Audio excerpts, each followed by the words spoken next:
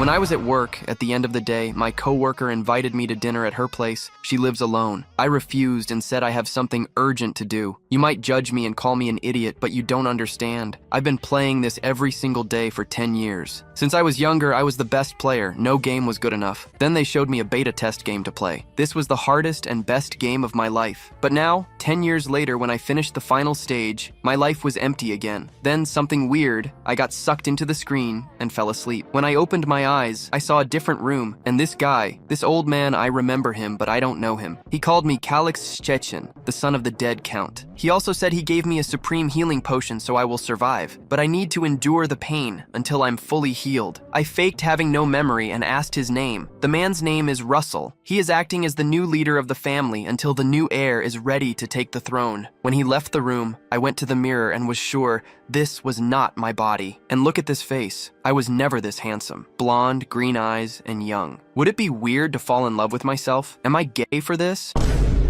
Then suddenly, a system window appeared in front of me. It was just like the game I spent 10 years trying to beat. I can see all my information on it. I accidentally touched my chest and fell to the floor in pain. This was the wound that almost killed this body, or maybe it did kill it, since I own it now. Who could have stabbed him with a knife right there? While I was thinking about the possibilities, someone knocked on the door. Now I need to pretend to be the real owner of this body or I'll be busted. The girl was a maid in the house and brought medicine. I took a good look at her stats. Can I use her? I need to know her name to figure that out. The girl then asked what was wrong with me. Afraid of being caught for not remembering her name, I tried to look directly at the system window. The girl's name is Lila, and she is 23 years old. But I quickly noticed something weird. It says, here she serves a different family than mine, and she has a high level of combat skills. And then I knew. This girl, she was sent to kill. This medicine is actually poison, and those melons are just to distract me from the danger. When I refused to take it, she insisted even more. With no choice, I faked drinking it and dropped the medicine on the floor. Then the girl changed her look and moved so fast it was insane. She grabbed the medicine cup, said nothing spilled, and I should drink it. My body froze with fear. This girl is not normal. If she's an assassin, me refusing to drink might make her kill me and run away. So I pretended to pass out.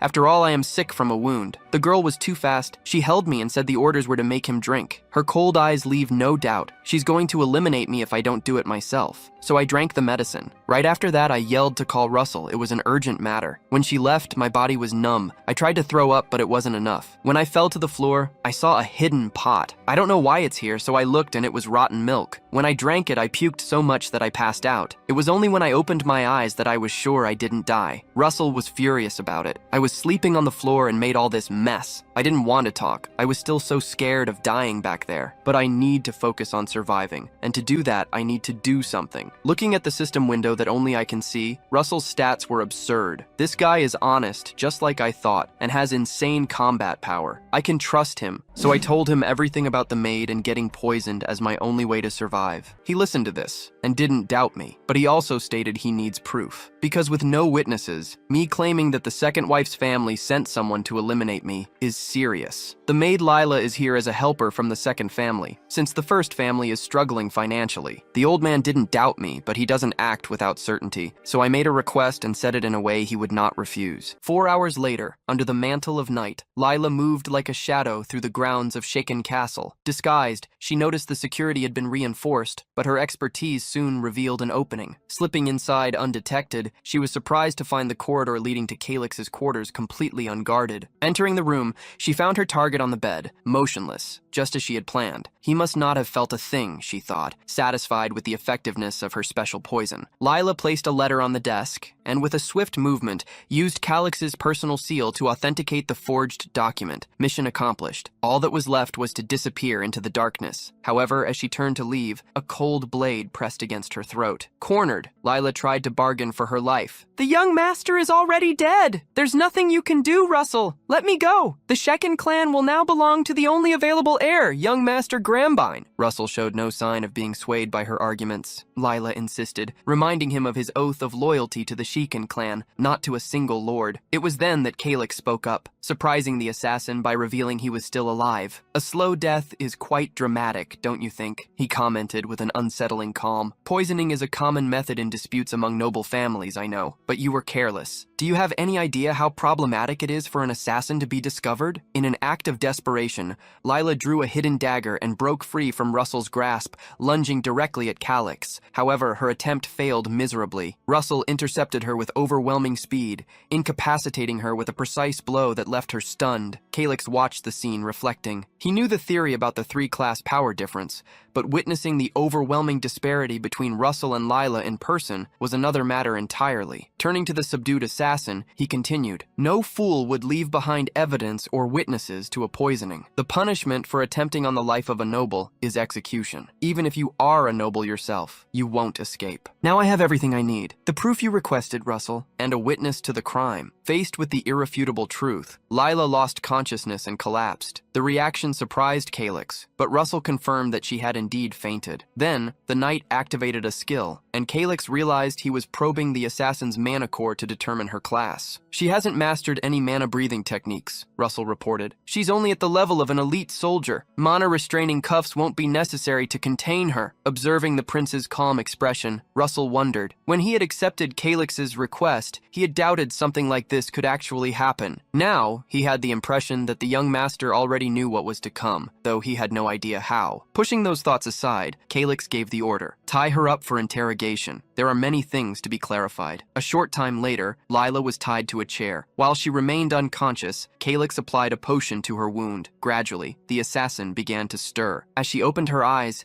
the first thing she saw was the face of Calix Sheikhan, and the realization of her utter vulnerability hit her with full force. After 6 hours, the victim's breathing gradually slows until it stops completely, Calix began, his voice cold and analytical. "It's a rather popular poison, as it guarantees a peaceful and painless death. Considering my history of attempts on my own life, everyone would have assumed I took it myself. It would have been the perfect plan. If it had worked, you would have been more effective if you'd used a fast-acting poison, and if you were willing to die for the mission. Why didn't you see it through to the end?" "What do you mean by that?" Lila asked, confused. "You didn't want to die," Calix stated flatly. "That proves your loyalty isn't strong enough to give your life on Countess Stella's orders." He then turned to his knight. "Russell, use something to make her reveal what she knows." "What are you going to do?" she asked desperately. Calix drew closer, displaying a small pill on his palm. "Do you know what this is?" Before she could answer, Russell forced her mouth open. Calix inserted the pill, then poured in some goat's milk to wash it down. "Make her swallow." Lila struggled, but she couldn't resist. The pill slid down her throat. Lila panicked,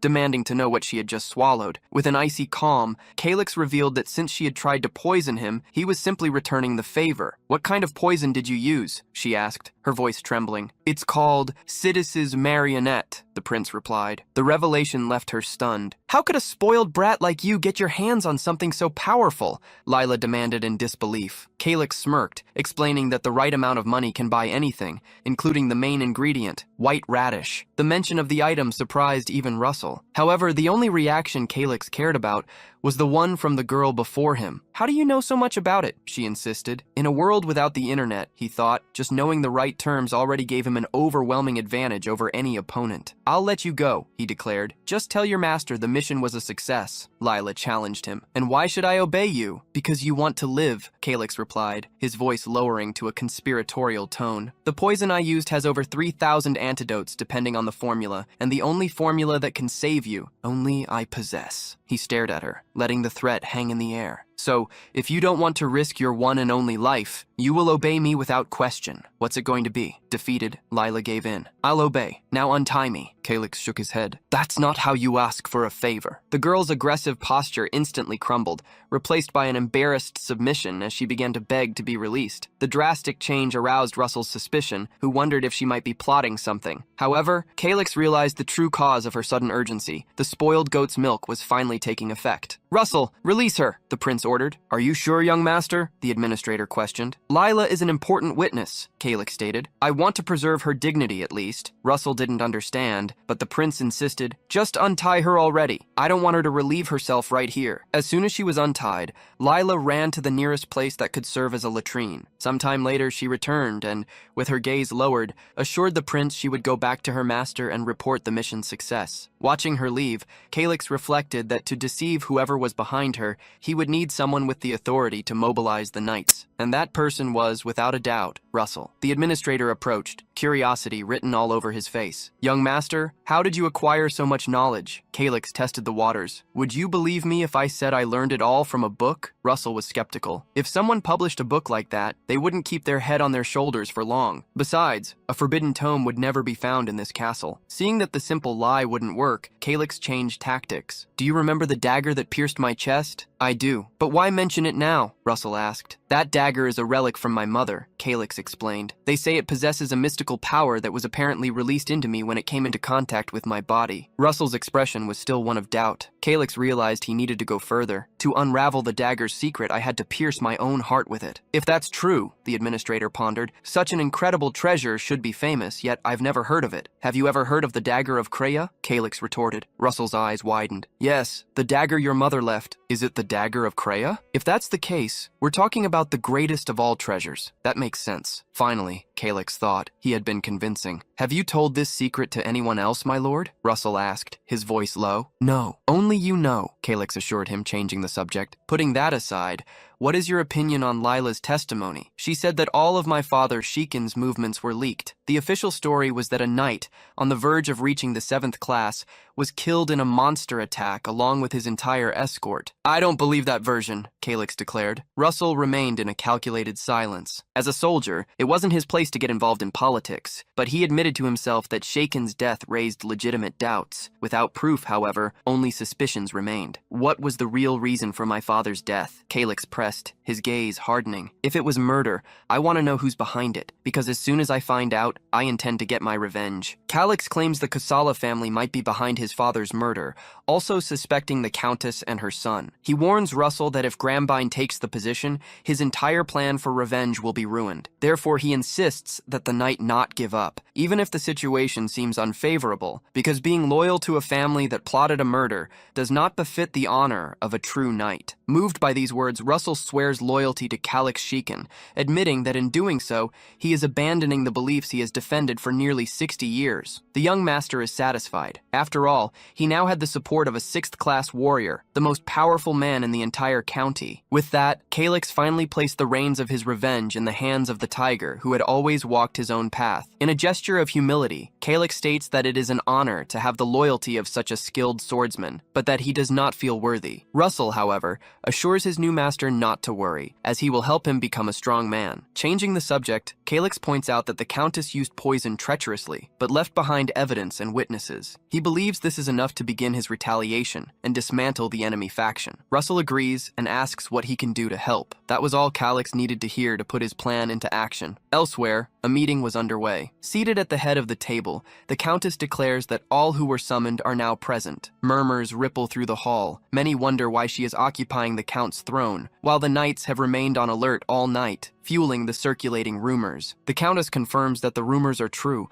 announcing that during the night the young master Calyx Shaken attempted to poison himself, seeking a slow death. One of those present questioned if, for such an act, a notorious poison would not have been used. If the information were true, it would be prudent to assume he would not survive. With Calyx's imminent demise, the clan would fracture, and some were already beginning to consider alliances with other families. This was exactly what the Countess desired, to have Calyx Shiken out of her way. With the succession clearly defined, her son would take power, and she would become the regent. Meanwhile, Calyx asked Russell if everything was ready. The knight replied that he would follow his master to hell if necessary, determined to aid him in his revenge. Back at the meeting, the Countess prepared to announce her son as the new ruler, but her plans were abruptly interrupted. Calyx Shaken strode into the hall through the front doors to everyone's surprise. The Countess was incredulous at his survival. Even so, the young master advanced, making her doubt her own eyes. Around them, everyone wondered how this could be possible. Calyx approached the Countess and declared that the seat she occupied was not appropriate for a woman of her station. Maintaining her composure, she asked how he was feeling. "As it happens, I ingested a poison, but I survived after expelling it immediately," he replied, his tone cutting. "The person who tried to poison me was rather hasty." "Are you accusing me?" she inquired, her voice icy. "I understand you do not recognize me as your mother,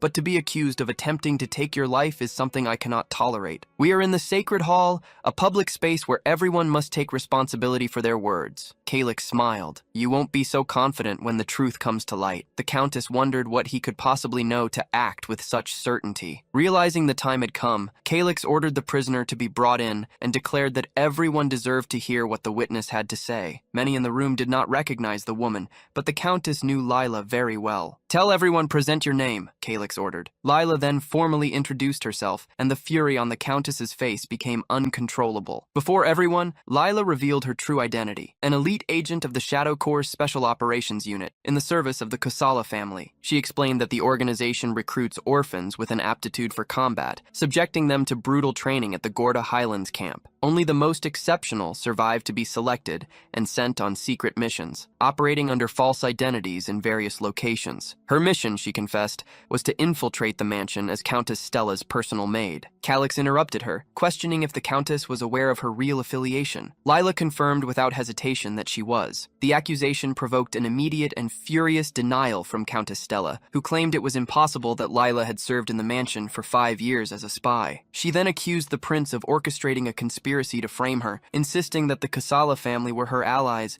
and would never betray her. She concluded by saying that there was not a single witness who could corroborate this story. The silence was broken when one of the nobles present gestured toward a quiet figure. What about Sir Russell? Why has he remained silent since he arrived? All eyes turned to Russell, who finally spoke, his voice firm and clear. This woman is no mere maid. She is a criminal, caught in the act. I can confirm every word of her testimony, as I personally witnessed her attempt to assassinate Prince Calyx Shekin. He warned those present that they should hear the full account before forming any hasty judgments. A murmur of agreement ran through the hall, and Lila continued. Her primary mission was espionage, reporting her findings to the Countess once a month. When questioned by Calyx, Lila detailed that her reports included the chief treasurer's financial records, the late Count Colin's schedule and travel routes, and the political movements within the inner circle of vassals. However, there was a second, more sinister mission. She had been ordered to trick Prince Calyx into ingesting a slow-acting poison. Afterward, she was to invade his chambers, plant a fake farewell letter, and stage his suicide. Lila confessed that she had succeeded in poisoning the prince, but as she attempted to complete the ruse, she was intercepted by Russell and had been held captive ever since. Blinded by fury, the Countess lunged toward Lila, screaming that she had no proof. If it's proof you desire, Countess, then proof you shall have. Calyx's voice was glacial as he signaled to Russell. Russell stepped forward, revealing the farewell letter Lila had forged. I captured the assassin red-handed last night in the prince's chambers. But he didn't stop there. In his other hand, he held up the Scroll of Earth's Memory, a magical artifact known to many present. Russell explained that the scroll had the power to reveal the malicious intentions of anyone who touched it, manifesting them as visions. This magic will show us who gave the orders to Lila. The truth will be exposed for all to see. Upon hearing this, one of the older nobles turned pale. A dark thought formed in his mind. The truth could not be revealed, even if it meant silencing everyone in the room. Calyx, ever watchful, noticed the man's sudden discomfort, and with a swift command, ordered the cavalry to enter. Immediately, the hall doors swung open, and armed soldiers marched in, surrounding the guests and blocking every escape route. Cries of protest arose, but they were useless. The knights answered only to the prince's command. The same unsettled noble turned to Russell. What is the meaning of this? I have already consulted the scroll's contents, and I must confess I was shocked by what I discovered, Russell replied gravely. To avoid the chaos that would certainly follow, I took the liberty of summoning the knights, bringing armed soldiers into the main hall. This is an attempted coup, the old man accused. Beside the Countess, a tearful young Grambine asked his mother what they would do. The Countess, for her part, understood the gravity of the situation. The cavalry's support meant that Calyx truly possessed irrefutable proof against her. There was nowhere left to run. To deepen her despair, Calyx mentioned that there was a specific punishment for nobles who attempt to take the lives of their own family. In such cases, the penalty is the gallows, Russell added bluntly. In a desperate act, Countess Stella confessed, taking all the blame. It was me. My son had nothing to do with this. I acted alone. She pleaded for them to spare Grambine's life. Calyx, however, turned to the spy. Lila, what do you have to say about that? The girl didn't hesitate. The day I received my mission, the Countess's son was present. Therefore, he is also part of the conspiracy. Stella's desperation intensified, and she screamed that it was all a lie. Calyx knew she was lying, but he didn't care. To him, the cowards who tried to take his life must pay the price one way or another. The fox hunt had begun. The Countess would finally get what she deserved, and Calyx, victorious, would have his revenge. Calyx had the Countess in the palm of his hand, hand, and she knew exactly what her fate would be. Yet, amidst the tension, Grambine intervened. Ignoring his mother's orders to stay quiet, the young prince advanced toward Calix and knelt. The gesture left everyone present stunned. Grambine declared that he didn't care about his own fate, but pleaded for his half-brother to spare his mother's life. The countess herself, surprised by her son's actions, ordered him to return to his place and not to interfere. Among the nobles present, the act was considered an overreaction. While they understood his desire to protect his mother, a prince's bearing should prevail over filial desperation. Kneeling in such a manner was an unacceptable breach of decorum. Calix, for his part, realized the situation had been drastically reversed. With that single act of submission, Grambine was painting him as the villain. He wondered for a moment if this had all been planned. Either way, he decided to play along. He declared he would grant his brother's wish, stating that those who admit their crimes deserve a reduced sentence. With that, he proposed a deal. If Grambine confessed his sins, Calix would suggest to the acting regent that the countess's life be spared. However, he warned gravely that nothing said could be taken back, and that Grambine should weigh his next words carefully. "What are you doing?" Stella demanded, desperate. "Stop this! Don't fall for Calix's trap!" The countess's audacity, daring to speak out even in her position, shocked some of the nobles. One of them, an elderly lord, thought to himself that the tide had been turning in their favor, but now Stella herself was saying needless things. Not missing the chance to insult the prince, she continued, until Russell ordered the soldiers to silence her. Grambine watched helplessly as his mother was restrained. With the interruption dealt with, Calix could proceed. He then asked directly if Grambine admitted that he and his mother had tried to poison him. Reluctantly, the young prince confirmed. Calix had expected this. He knew the boy had no choice but to appeal to the sympathy of those present in an attempt to save himself. Despite his youth, Grambine was clever enough to have orchestrated this whole charade. Since the confession was given voluntarily,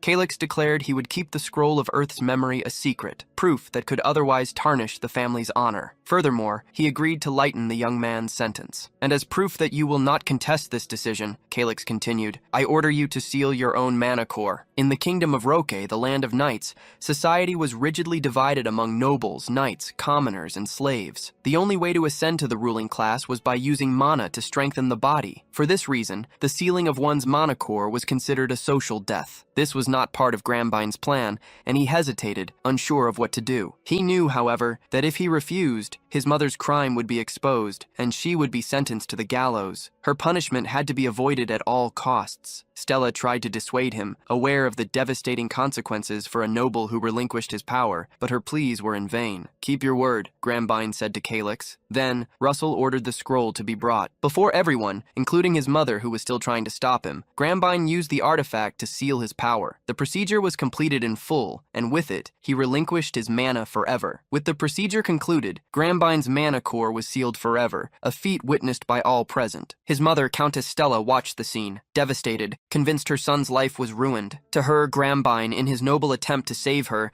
had acted without understanding the harsh realities of the world. However, the young man tried to console his mother, asking her not to be so shocked and revealing a surprising secret. His true dream had always been to be an artist. Fury, however, overcame Stella's despair. With a violent effort, she broke free from her gag and, screaming, unleashed a torrent of curses upon Calix, swearing he would pay dearly for his actions. The prince, for his part, analyzed the situation coldly. Without mana, Grambine would barely reach the level of a third-class knight. With great effort, he might reach the same level as Lila. A subtle unease struck him. A pang he questioned might be guilt. He quickly dismissed the feeling. This was just a game, and he was a character within it. Feeling pity now could cost him his life later. Having come this far, there was no turning back. With his decision made, Calix ordered Russell to proceed with the penalties. The acting administrator formally announced that Countess Stella and her son Grambine would be confined to the palace annex until the investigation into their involvement in the crime was concluded. During this period, both were forbidden from contacting anyone from the outside. The punishment extended to the chief treasurer, Gidris, who was accused of leaking confidential documents, immediately stripped of his position and detained for questioning. Gidris tried to protest his innocence, but the sentence was already sealed. Arrogantly, he declared that no low-ranking soldier was worthy of touching him, an affront that earned him only an immediate and humiliating correction. Overpowered, the former treasurer was dragged out of the hall. The nobles present exchanged apprehensive glances, remembering that, until recently,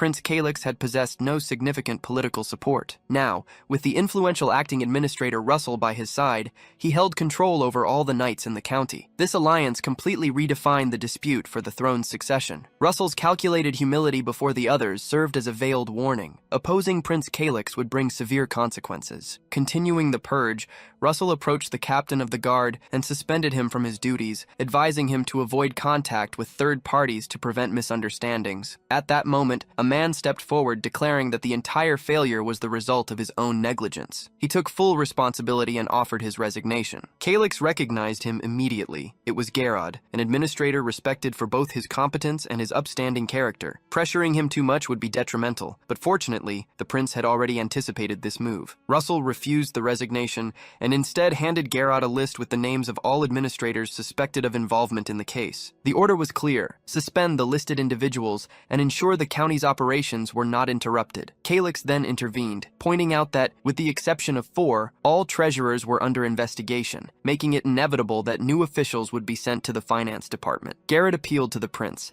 asking for clemency on behalf of the less guilty. He argued that without experienced staff, the department would face serious operational problems. Calyx, however, remained adamant. To him, trust was paramount, and if he had to fire everyone to rebuild the department with loyal people, then so be it. He declared that it was unacceptable to halt the investigations for fear of an administrative gap. Gerard's justification, that they had simply chosen the wrong side, did not sway the prince from his decision. Calyx's relentless stance shocked Gerard, who saw him as completely different from the young prince he knew. An indecisive and soft-hearted boy, the complete opposite of the imposing figure before him. The other nobles watched the scene, terrified. If Russell was the symbol of military strength and Gerard that of the administration, seeing even the latter cornered by the prince was a frightening sign. Calyx sensed the fear he inspired. He now held all the power in the county, with the most influential men under his control. His journey within the game had just become much more interesting. Initially, Calyx had been worried, believing it would be a challenge to deal with Gerard. However, he now realized that individuals of that type were, in fact, surprisingly predictable. With this clarity in mind, his plan was to completely eliminate the opposing faction,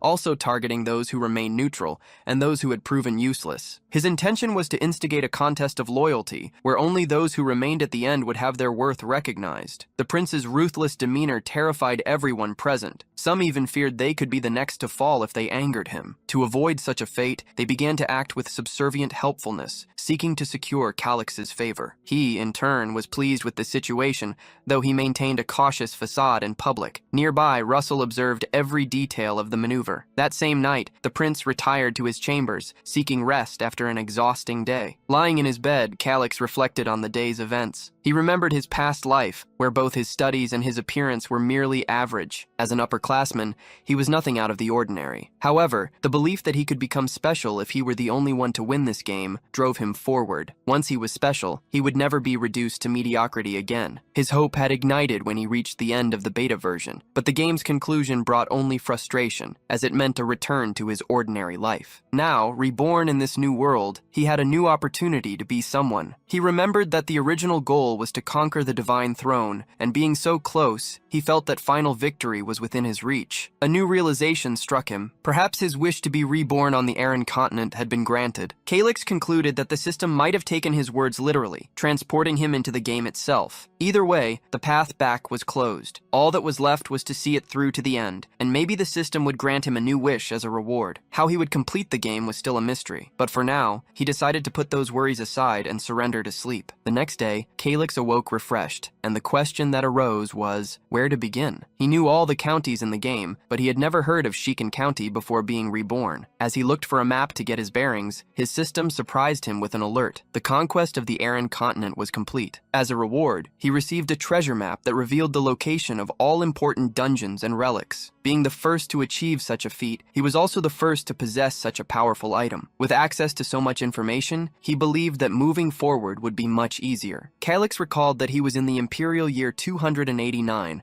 and the journey of the original game's heroes would only begin in the year 294. This led him to a logical conclusion. If he didn't remember Shiken County, it was because the place had disappeared before the main plot began. Russell's mention of financial problems echoed in his mind. Upon checking the territory's financial status, his suspicions were confirmed. However, even facing a county doomed to fail, he would not give up. The idea of gathering the remaining money and simply fleeing crossed Calix's mind. However, he quickly dismissed it. Money could be recovered, but the land was a family legacy, something he could not abandon. Analyzing the finances, Calix found that tax collection was on par with other territories, and there had been no recent increases in the military budget. The origin of the debts remained a mystery. Reviewing 10 years of data at once was an exhaustive task, but the bigger problem was something else. Trade with the desert kingdom of Medrosa and the plateau routes had been cut off. The drop in tariffs was inevitable, and taking on new loans was out of the question, as the annual interest exceeded an entire year's tax revenue. Tired of numbers and statistics, Calix longed for information that could actually solve the problem. It was then that a memory surfaced. There was someone in the prison perfect for what he needed. Determined, he headed there, intending to pressure Gidris and extract some useful information. Upon his arrival, the prison guard greeted him. "Prince, what is the reason for your visit?" "I want to see Gidris," Calix replied, noticing the unpleasant odor that permeated the underground air. "I never imagined I'd see a prince down here." Calix observed the guard. He knew this man was loyal to the former captain, and likely had a habit of bowing to the strongest. It was the perfect opportunity for a test. The captain of the guard was a man who easily surrendered to power. If there are innocent prisoners brought here by mistake, the right thing to do is give them a second chance to clear their names. The guard readily agreed with the prince. "On the other hand," Calix Shiken continued, "we must also review the cases where dangerous criminals were set free. I am leaving this duty under your responsibility from now on." Without hesitation, the guard accepted the mission. Calix reflected that after serving the captain for so long, the man was easily manipulated by a new authority figure. In that moment, he concluded that he had become just like the politicians he had always hated. In any case, he was there to see a prisoner, and it was time to go to the cell. As they approached, they heard Gidris complaining about the food. "I can't wait to get out of this filthy place." The prince stepped up to the bars. "Are you planning to escape from prison?" "I was waiting for you, Prince," Gidris said with a smug smile. "Have you finally remembered the debt you owe me? Have you gone mad enough to imagine things? I owe you no debt, and your days as a living man are numbered." "I served as this county's chief treasurer for over 20 years, Gidris claimed, unfazed. "I imagine your visit is related to the enormous debts that plague you. You are no longer the treasurer." "But I am the only one who can explain the origin of these debts," the old man retorted, which infuriated the prince. Calix turned to the guard. "Do we have an interrogator in this prison?" "Yes, my lord." "Bring him here, urgently." Noticing the seriousness in the prince's voice, the guard left immediately. Gidris, for his part, understood that he was not facing a naive young man, but the true power of Shiken County. With an interrogator on the way, his situation had just worsened drastically. "No matter how resilient you are," Calix Shiken said with a chilling calm, "sooner or later you will talk. In any case, I want to see your best. If it's moving enough, perhaps I'll trade the gallows for poison. The same one they used on me." From the prince's gaze, Gidris knew he was serious. Now he was truly in trouble. In a deplorable state, Gidris begged for his life, promising to provide any information that would help the prince recover his money. Calix, out of patience, ordered the former treasurer to tell him everything he knew. Gidris revealed that the county's debt was, in fact, a forged debt with a man named Gerard Milsers. This man, in turn, managed the finances of House Kashalan and used the scheme to hide the mining tax owed to the royal palace. According to the old man, if Gerard were reported, Shiken County would be free from the obligation to repay him. However, the prince pointed out a crucial flaw in the plan. Gerard could simply sell the debt title to a third party for a lesser amount before being captured,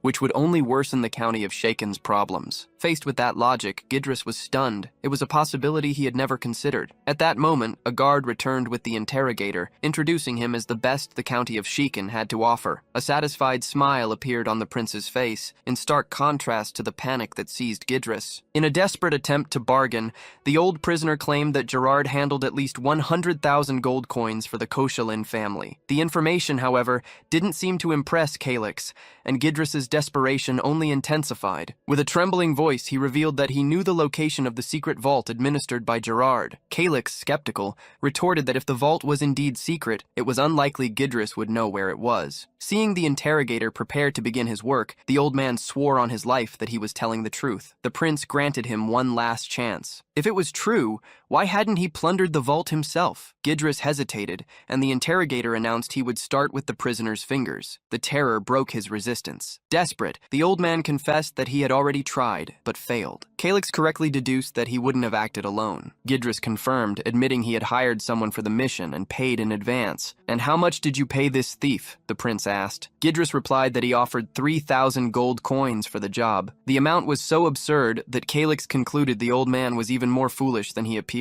A loud, unexpected laugh echoed through the dungeon, startling everyone. The prince explained, incredulous, that the amount was half the annual income of his territory, money Gidris could only have obtained by stealing from the county's coffers. Gidris tried to justify himself, claiming he had no choice and that the plan would have worked if the vault's key hadn't been a magical crystal ball. Intrigued, the prince asked for more details. The old man explained that the hired thief demanded 2,500 gold coins just to create a replica of the key. Upon hearing this, Calix declared that Gidris had been deceived, stating that the supposed thief was likely in collusion with Gerard from the very beginning. Despite everything, Gidris insisted the secret entrance was real, as he himself had seen Gerard open it with the crystal sphere. Pressed by the prince about the location, he revealed it was on the Golda Plateau. Although he didn't know the exact spot, as he had been taken there blindfolded, he was certain of the region. The information, though vague, didn't seem impossible. Calix considered that he would need to investigate thoroughly to confirm it. He searched his memory for someone familiar with the Golda Plateau until a name emerged. Lila, the girl, an orphan from that region, would be the perfect guide. With a plan forming in his mind,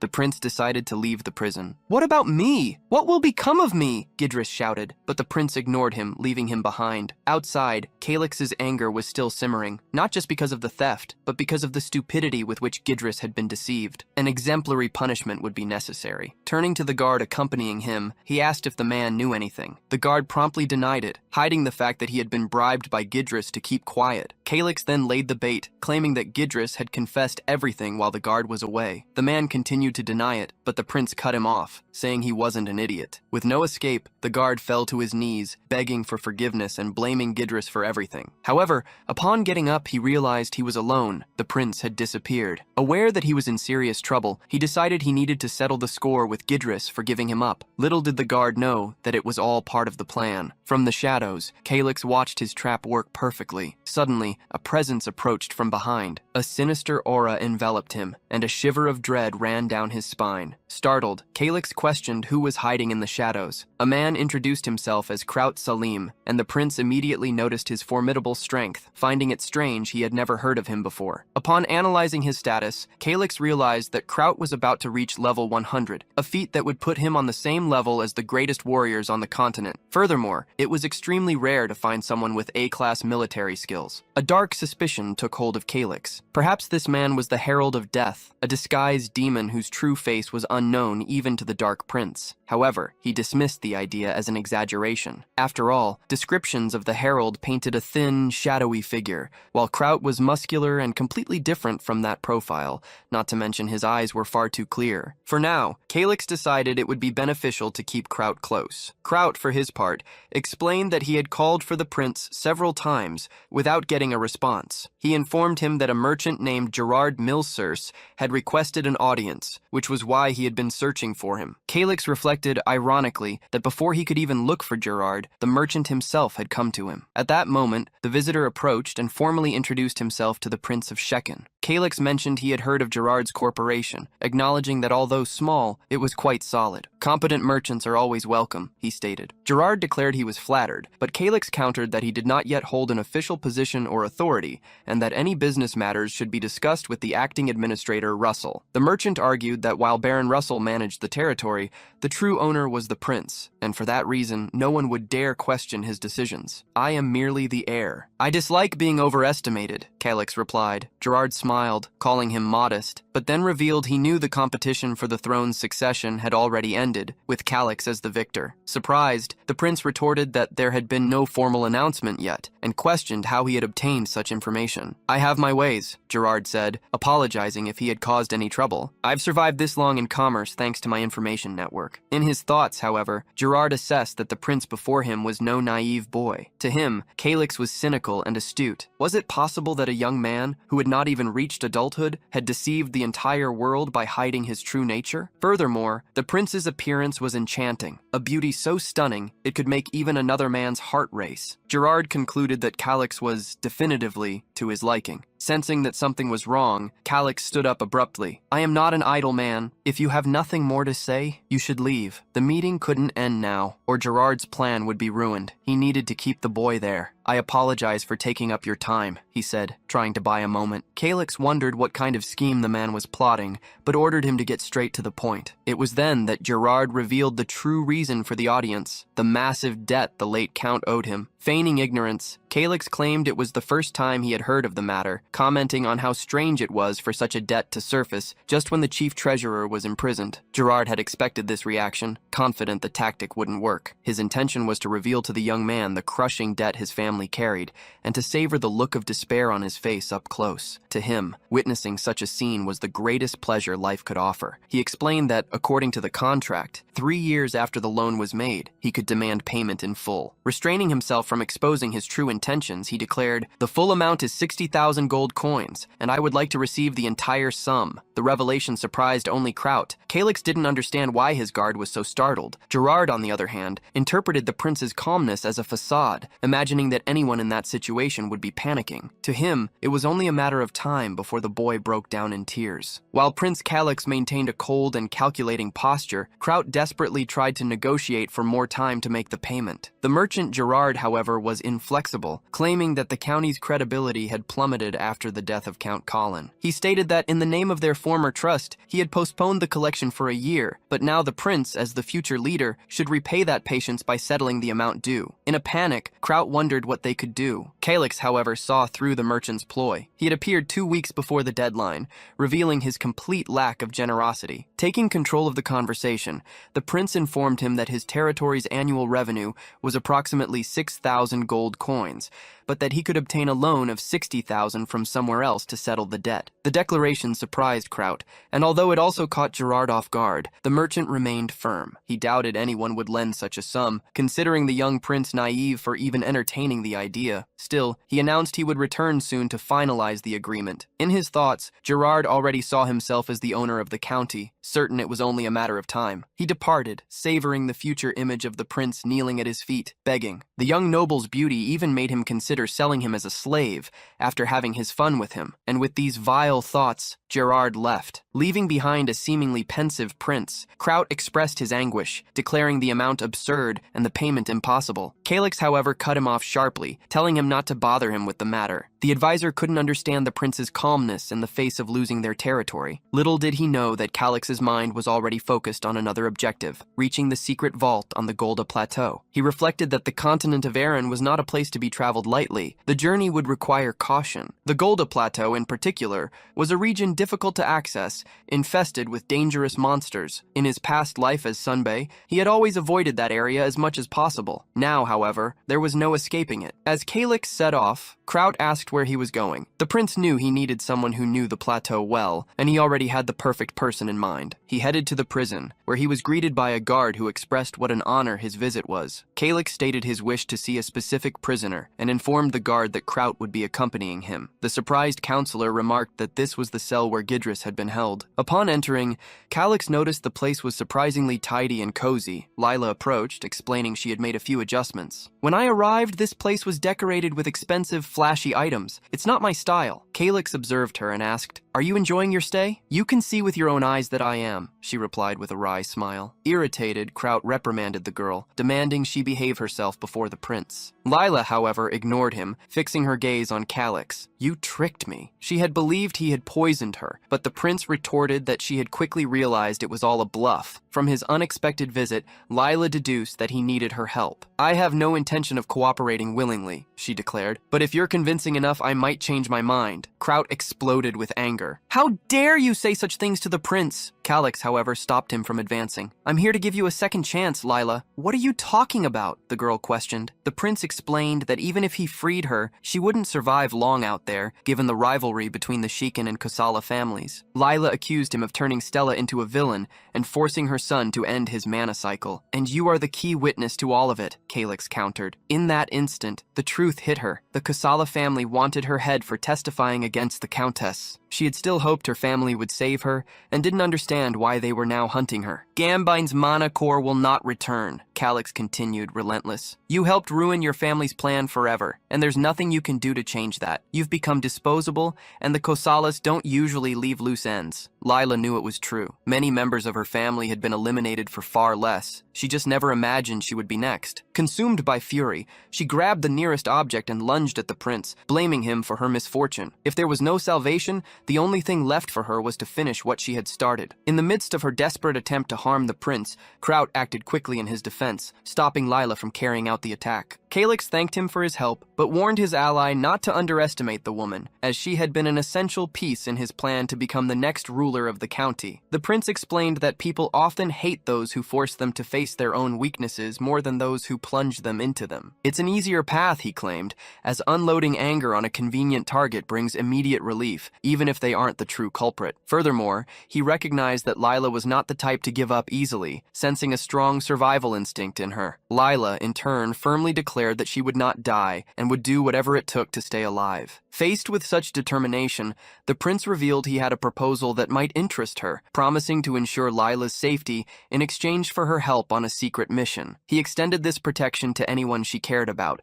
which Lila immediately interpreted as a veiled threat. She retorted, stating she would not allow her people to be used as hostages. However, the prince corrected the misunderstanding, stating that he cared neither for Lila nor her family, as there were many others with similar skills. The young woman reflected that there was no lie in his words. After all, people like her were easily replaceable. Still, she questioned him. Then why me? Why did you choose me instead of someone else? Calyx mentioned that he remembered something she had said, leaving her confused. Without further explanation, he gave her 1 minute to decide. Although the idea displeased her, Lila pondered that she had no choice. The prince was right. She herself had hunted traitors in the past and knew the same fate awaited her if she were simply set free. Driven by the desire to survive at all costs, she accepted the proposal. Lila believed that both families were past the point of no return, and that soon, one of them would disappear completely. Therefore, she chose the winning side. Calyx expressed his satisfaction with her answer. However, Lila imposed her conditions. She would not be a subordinate, but a hired mercenary, and she would not accept orders that weren't directly related to the mission. Kraut grew irritated at such audacity, but Lila clarified that she didn't intend to be disrespectful,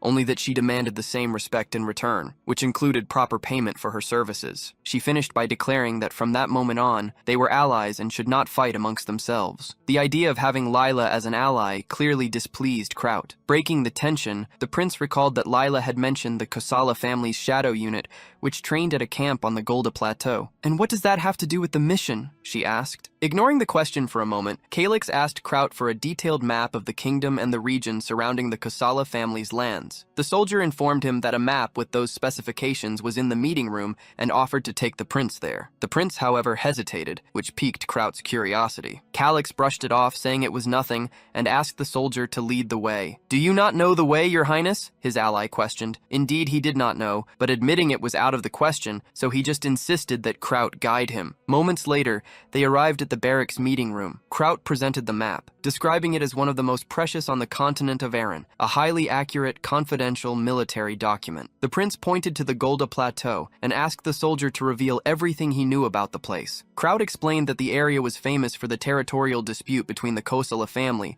and the barony of Erebon, both of whom claimed ownership. He added that there was a high-quality copper mine there, its development stalled by the conflict. The advantage, according to him, was that the barony of Erebon was a vassal of the Shekin family. Calyx observed that the map seemed outdated, and Kraut himself admitted he couldn't guarantee the accuracy of all the information. Lila intervened, stating that she knew the area like the back of her hand, and that with a few recent adjustments, the map would become perfectly functional. At this, the prince revealed his true objective. On the Golda Plateau, there was an ancient ruin he wished to explore. The mercenary claimed she had never heard of such a place. The prince then prodded her with a question. "When you were little, wasn't there a place the adults forbade you from visiting?" The question hit its mark, and an important memory surfaced in Lila's mind. Lila confirmed that such a place existed. Intrigued, Calyx asked her how long the Kosala family had been keeping that secret. She revealed she was the 6th generation of her family and had been in the field for 5 years, estimating it had all started about 15 years ago. Kraut noted that the land dispute between the Kosala Kosala and Erebon families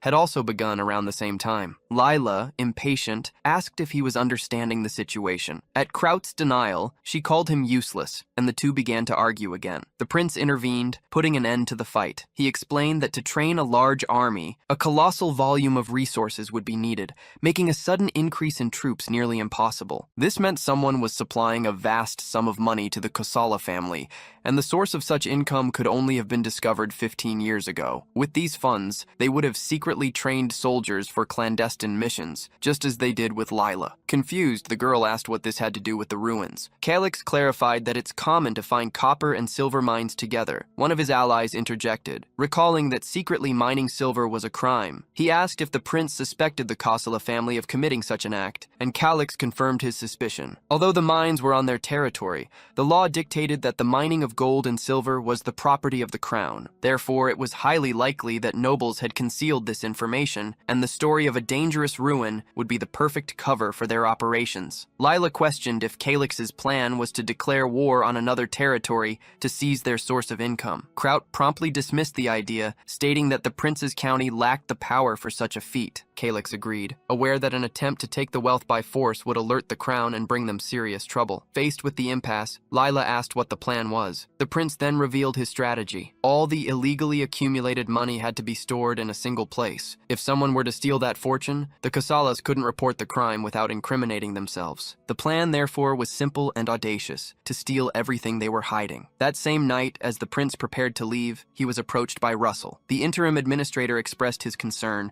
reminding him that the Golda Plateau was a dangerous place, and questioning the decision to leave Kraut in command. He tried to persuade Calix to reconsider, arguing that forcing an unnecessarily risky situation was a grave mistake. Calix realized Russell was acting like a worried grandfather and reassured him, guaranteeing he would be fine. He explained that young men like Kraut needed to mature quickly so they could all advance toward their goals together. Besides, he couldn't take Russell on the mission, as the simultaneous absence of them both would leave the territory vulnerable. Russell admitted the prince was right, and, respecting his decision, wished him luck. However, he warned that if anything happened to Calix, Kraut would be held responsible. The young warrior assured him he would take care of his master. Russell stared at him seriously, ordering him to do his job properly, or there would be consequences. Then, turning to the soldiers, Russell declared that although the prince had barely recovered, his concern for the territory drove him to take risks for the good of all. He then ordered every man present to protect the prince on this mission, even if it cost them their own lives. Calix reflected that no soldier would want to serve a weak lord. Strengthening his men's trust was also his responsibility. Furthermore, he would need to keep Lila under surveillance. With the preparations finalized, the group headed to an underground passage. Kraut was the first to descend into the shaft, followed closely by the prince. The warrior explained that the tunnel would lead them out of the castle, but warned that the distance was long and that everyone should stick together. After walking for some time, they finally reached the exit. Kraut had some difficulty opening the heavy iron door. While he waited, Calix thought it was good to have Kraut around, as he would have never found this path alone. As soon as the door gave way, they prepared to exit. Upon glimpsing what was on the other side, the prince was genuinely surprised. Calix didn't know his location, but Kraut soon informed him that they were in an abandoned watermill. Outside, a carriage was already waiting for them, ready for departure. Kraut indicated that the prince should get on the horse, but was promptly interrupted. "Don't call me prince," Calix warned, reminding him they were in disguise. For the sake of the mission, avoid formalities outside the castle. Calix observed his men dressed as merchants, and felt the disguise wasn't convincing enough. He turned to his ally. "Did you prepare everything I asked for?" Kraut confirmed, but hesitated. "Do we really have to wear something so foul-smelling?" With a wry smile, Calix offered the alternatives. "If you prefer,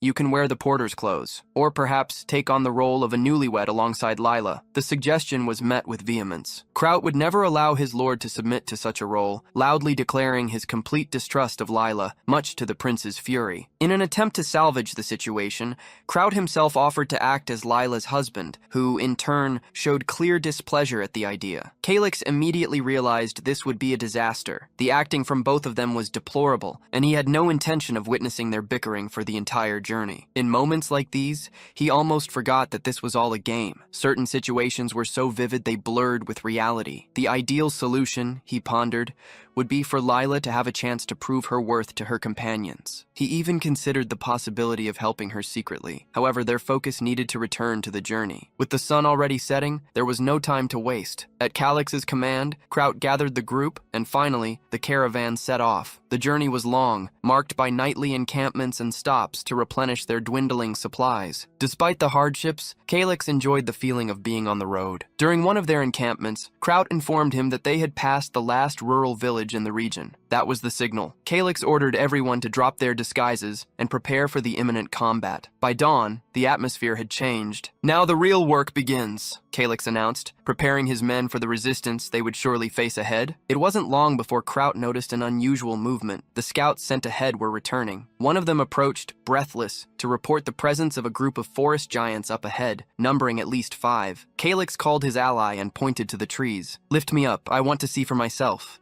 Obeying promptly, Kraut launched the prince into the air, perhaps with a bit too much enthusiasm. Even so, the goal was achieved. From the treetops, Calix spotted the enemies. Indeed, a group of formidable monsters was hiding in the forest, a threat that could not be underestimated. He climbed down and turned to his companion. "What's the plan, Kraut?" The knight responded immediately, suggesting they block the monster's escape route with fire arrows. Calix's expression, however, made it clear he thought it was a terrible idea. Calix immediately rejected the idea. An experimental, untested method was an invitation to disaster. He was certain that no one on the continent understood more about monsters than he did, but the real challenge was convincing his allies of this truth. Excited, Kraut declared he would carry out the plan on his own. Calix sighed inwardly. Even if he managed to persuade Kraut, the others would be an even bigger obstacle, and to his dismay, they were already on the move. That couldn't be called a plan. It was pure recklessness. However, it seemed he was the only one who saw the danger. Calix concluded that the only way to make them listen was by demonstrating the power of his abilities. He needed to earn their respect, or he would continue to be seen as just a burden. While the others busied themselves with preparations, Calix remained motionless, pondering how he could prove his worth. That's when Lila approached him. "I have something to discuss with you." Her voice was low and serious. "Kraut's plan is terrible. Everyone who follows it will die. The knight is fearless, I won't deny that, and he's willing to risk his own life, but it's an unnecessary risk." "I know that," Calix replied sharply. "Then why haven't you done anything?" "Because I'm trying to find a way to overcome this crisis while also keeping them under control." "I have an idea," Lila said. Calix prompted her to continue. "The Big Feet have a very strong bond with their young. As soon as the battle begins, their priority will be to protect them. The females will retreat to take the young to a safe place while the males buy time. But once the offspring are safe, they will return to fight." "I already know that," Calix cut in. "Get to the point. How do we use this to our advantage?" Lila seemed surprised by his coldness, but she nodded. "First, I need to confirm something. Is our goal to eliminate them, or just to get past them and continue our journey?" "Just get past them. Then we can make them believe their hideout is no longer safe." She explained that 5 groups of Big Feet were blocking the path. The plan was to use Kraut to draw the attention of one group, while another team would circle around the area to threaten their hideout. The maneuver, even if temporary, would force the monsters to retreat to protect their young, creating the opening they needed to advance. "I thought of the same strategy," Calix admitted, "but I hesitated on a crucial point. Who would be sent to find and attack the hideout? The monsters, enraged and desperate to protect their offspring, would completely lose control and hunt down the invading group without mercy. It would be a suicide mission. "I'll go." To his surprise, Lila volunteered. "That was my intention from the start." Calix stared at her. His eyes narrowed. "You have a nymph's potion, don't you?" The astonishment on Lila's face was evident. "How do you know?" "You wouldn't accept such a dangerous mission without an ace up your sleeve. And I know that with the right herb, it's possible to lure the Big Feet wherever you want." Lila observed him for a moment. "I've known the prince for some time, but you've changed a lot lately. It's a good plan," Calix conceded, "but the execution needs to be perfect." "Don't worry, I've known this place since I was a child. I can take care of myself." "Why are you helping me?" he questioned. "If your family falls, mine falls with it," she replied pragmatically. "I need you to survive." The logic was undeniable. "It won't be easy to gain the others' recognition with this." "Are you aware of that?" Lila just nodded. "Before you go, I need to tell you something." Calix pointed to a distant mountain. "When dealing with Big Feet, always assume there are at least 2 more than the number you see. There's a saying that the hunters always return to attack from behind.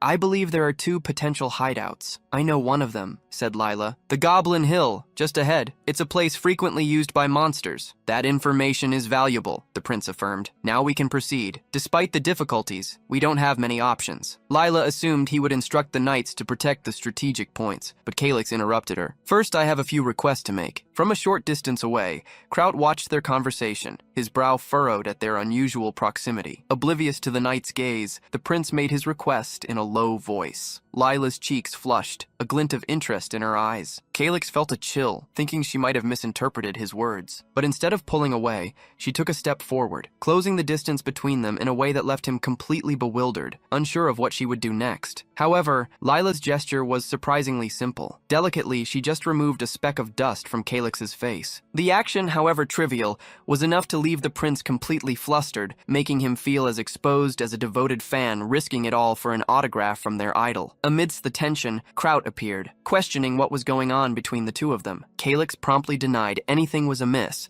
and ordered his ally to prepare Lila's equipment, explaining that she was about to start a mission. He also warned Kraut not to be surprised if she disappeared along the way. With brutal honesty, Kraut admitted he didn't trust Lila and asked why the prince would assign her to such a crucial task. Calyx, in turn, simply asked his ally to trust his judgment, with no further questions. After all, they all shared the same precarious situation, and mutual trust was essential for survival. Reluctantly, the soldier decided to obey the prince's order. Next, Lila declared she would get her own equipment. Without hesitation, she removed her cloak in front of everyone, causing widespread shock. Ignoring the astonished gazes, the young woman focused on putting on her armor, meticulously preparing for the mission. To finish, she applied a substance with a peculiar odor to her body, a tactic to throw the monsters off her trail. Despite his mistrust, Kraut couldn't help but acknowledge the girl's courage. Lila, for her part, seemed oblivious to the commotion, her mind focused solely on the task ahead. Once ready, she asked if she could begin the plan. The prince nodded, offering her an escort of soldiers, but she refused the offer, arguing that no one would obey her and that it would be more efficient to act alone. With that said, she left without looking back. Kraut announced that his group also needed to leave and, without delay, led his men onto the field. It wasn't long before they encountered the monsters. Watching the scene, Calyx noticed the wind was blowing toward the Bigfoot village. Lila, however, had gone in the opposite direction, against the wind. The prince concluded, frustrated, that he still didn't understand her strategy. In any case, it was too late. The monsters had already noticed the group's presence. Without hesitation, Kraut launched into an attack, managing to strike one of the Bigfoots. However, the cut was shallow. From his position, Calyx assessed the charge as a tactical error. The correct approach would have been to exploit a weak point, not a hasty advance. Kraut himself seemed to realize his mistake the moment the enraged creature prepared its counterattack. The monster threw a powerful punch, which the soldier managed to block just in time. From a distance, Calyx watched the scene, amazed to witness a battle of that magnitude. Unfortunately for Kraut, however, his provocation had enraged the enemy. With a deafening roar, the creature alerted the other monsters of its kind. Faced with the situation, Calyx pondered that a fire attack might be the best alternative. Still, the knight prepared to advance with his men, shouting for the young master not to stray too far. When the monsters charged again, Kraut was ready, channeling his energy into his sword's blade. He unleashed a devastating counterattack, which exploded in a wave of power and caused massive destruction on the battlefield. With the monster finally defeated, Kraut exultantly sought Prince Calyx's approval. However, the prince remained impassive, his gaze fixed on the mission's objective. Kraut's brief satisfaction was cut short by an alarming sound. Turning around, he witnessed his comrades being slaughtered. Less skilled, the soldiers had become easy prey for the remaining creatures. Without hesitation, the captain dove into the fray to help his men, ordering them to hold formation. Kraut realized that taking them down one by one would be impossible. A new strategy was needed. He continued to fight, but each blow revealed the enemies were far more resilient than expected. In a moment of distraction, Kraut was knocked down, leaving him dangerously vulnerable. However, as one of the monsters moved in for the final blow, he anticipated the movement and counterattacked with precision. The creature roared in pain. "This is our chance!" the captain shouted. But a chill ran down his spine as he noticed something was wrong. In his initial reconnaissance, he had counted 8 enemies. The 8th was nowhere to be found. He had barely finished his sentence when the last creature emerged from the shadows, ignoring the soldiers and charging directly at the prince. Kraut shot forward to protect his master, but Albu, Calyx's personal bodyguard, was already moving to intercept the threat. "Fall back, your highness," he ordered, as he threw himself at the monster to protect the prince. The creature vanished in the blink of an eye. "Was it defeated?" the prince asked. To everyone's horror, the monster reappeared amidst the smoke, moving with supernatural speed toward Albu. The bodyguard didn't stand a chance. He was brutally thrown aside with a single blow. Calix watched, paralyzed, the overwhelming power of the enemy. A soldier named Thomas stood beside the prince. "Stay back, master," he warned, before charging the creature in a desperate attempt to buy time. The blow, however, was ineffective. "If we keep this up, we'll all be wiped out," Calix declared, his voice firm. "We can hold on a little longer," Thomas insisted. "Holding on is pointless when there are no reinforcements coming," the prince retorted. "If the others fall, you'll have to face it alone. The situation will only get worse." The soldier hesitated. His orders were clear. Never leave the prince unprotected. However, Calix's logic was irrefutable. Using his authority, the prince ordered, "Leave me here and go help your comrades in battle." Understanding he couldn't disobey a direct order, Thomas nodded and advanced toward the main fight. Meanwhile, elsewhere on the battlefield, an ally lay fallen on the ground. Calix found Albu, who had been brutally thrown aside. The soldier was gravely wounded, but still breathing. After removing the damaged armor, Calix offered him a potion, but quickly realized the young man's injuries were too deep for a low-quality elixir. The only hope would be a healing mage or a much more potent potion. Wielding his sword,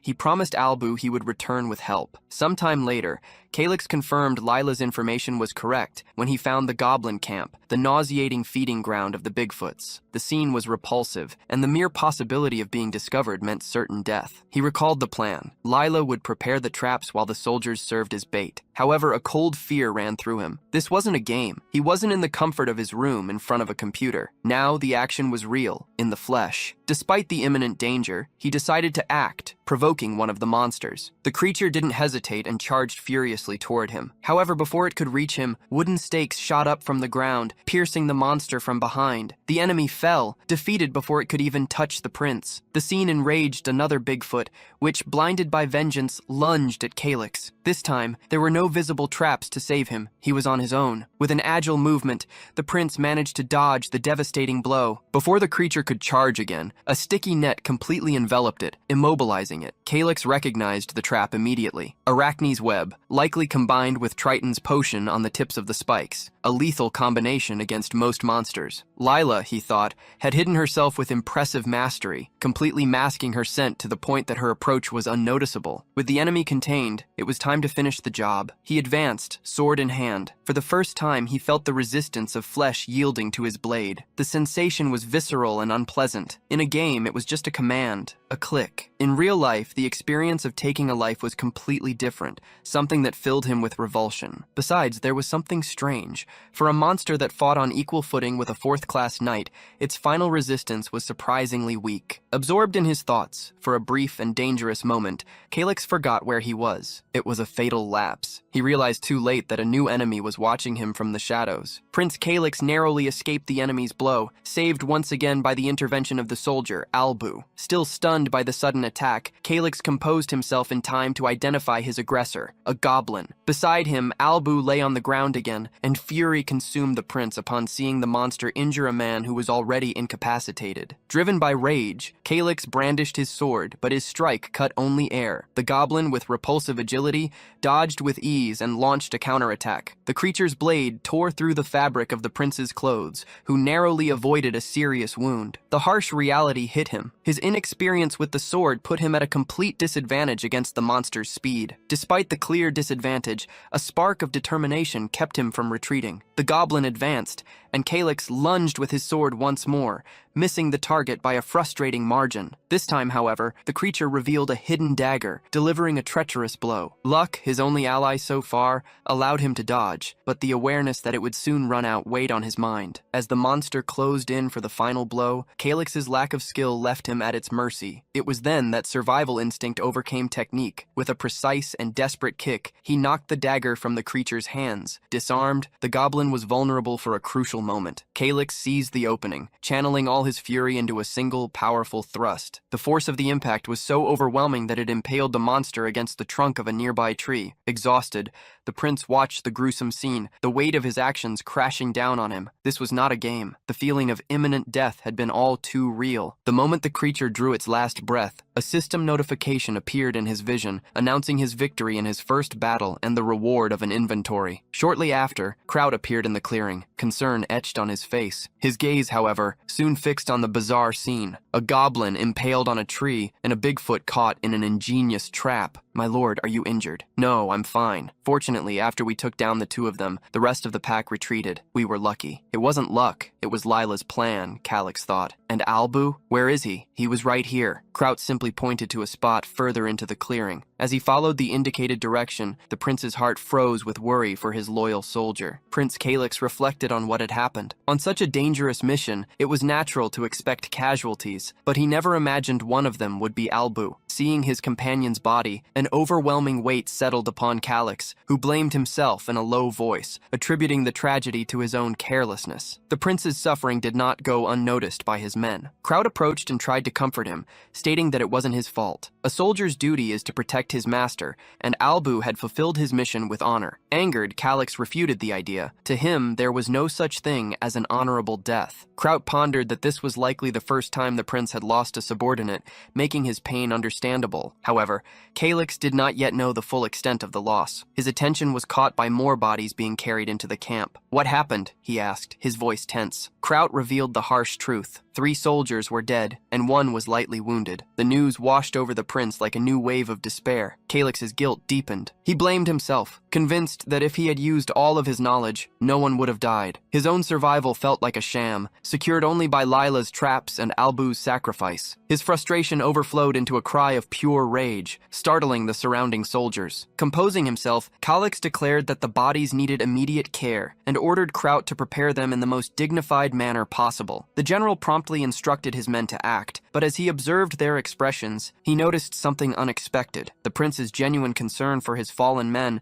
had moved them deeply. In their eyes, Kraut no longer saw mere duty, but a renewed and fierce determination to protect their lord at all costs. The prince had at last earned the loyalty of his men. A short time later, Kraut reported that the preparations were complete. The bodies of the deceased had been treated with preservation potions. Everyone awaited the prince's command to proceed. Calix felt the change in the atmosphere. The soldiers' gazes now carried a new intensity. He understood there was no longer room for weakness or guilt. His role was to lead and inspire hope. Raising his voice, he congratulated everyone for their bravery in battle, reminding them that the mission was not yet over. "The healthy will care for the wounded," Calix ordered with unshakable authority. "No one will be left behind." At his command, the soldiers responded in unison. An hour earlier, Lila was advancing on her own mission through the Bigfoot forest. A moment of carelessness was all it took for her presence to be detected. She came face to face with one of the creatures and narrowly avoided being hit by a devastating attack. However, instead of being shaken, the experienced warrior reacted with precision. Avoiding a direct confrontation, she prioritized strategy. With agility, Lila used a rope to climb to the top of a tall tree, turning her climbing tool into a weapon. Taking advantage of the high ground, she lassoed the creature, which was immobilized by the rope. The trap worked perfectly,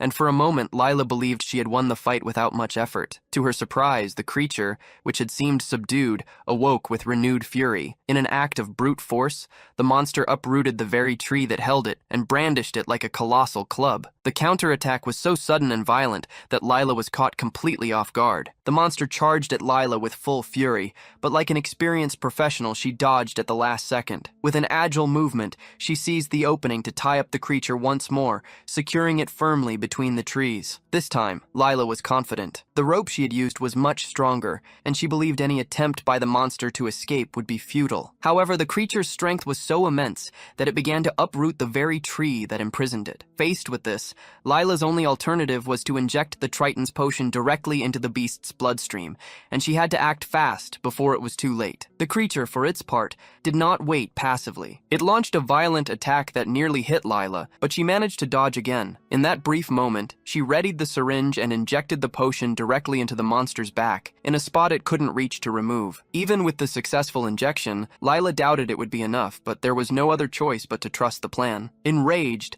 the Bigfoot thrashed about with tremendous aggression. The tension was so great that one of the trees gave way with a snap, and Lila realized her trap would not hold it for much longer. However, luckily for her, the creature's agitation only accelerated the potion's dispersal through its body. Suddenly, the beast collapsed, falling unconscious to the ground. Lila watched, surprised. The potion had worked at the exact right moment. Though reluctant to admit it, she concluded that when it came to poisons, the prince was one step ahead of her. Still, the drastic change in his behavior overnight intrigued her. She had observed Calyx for an entire year, which made her perfectly capable of noticing any change. In any case, perhaps this change wasn't entirely bad. Before, she thought her personal revenge would be unattainable, but now she was starting to change her mind. Meanwhile, Prince Calyx was advancing with his army until he noticed the evident exhaustion of his men. He informed Kraut they would take a break to rest before proceeding. As soon as the march halted, the prince approached the soldiers, bringing recovery potions with him. Surprise was visible on the men's faces,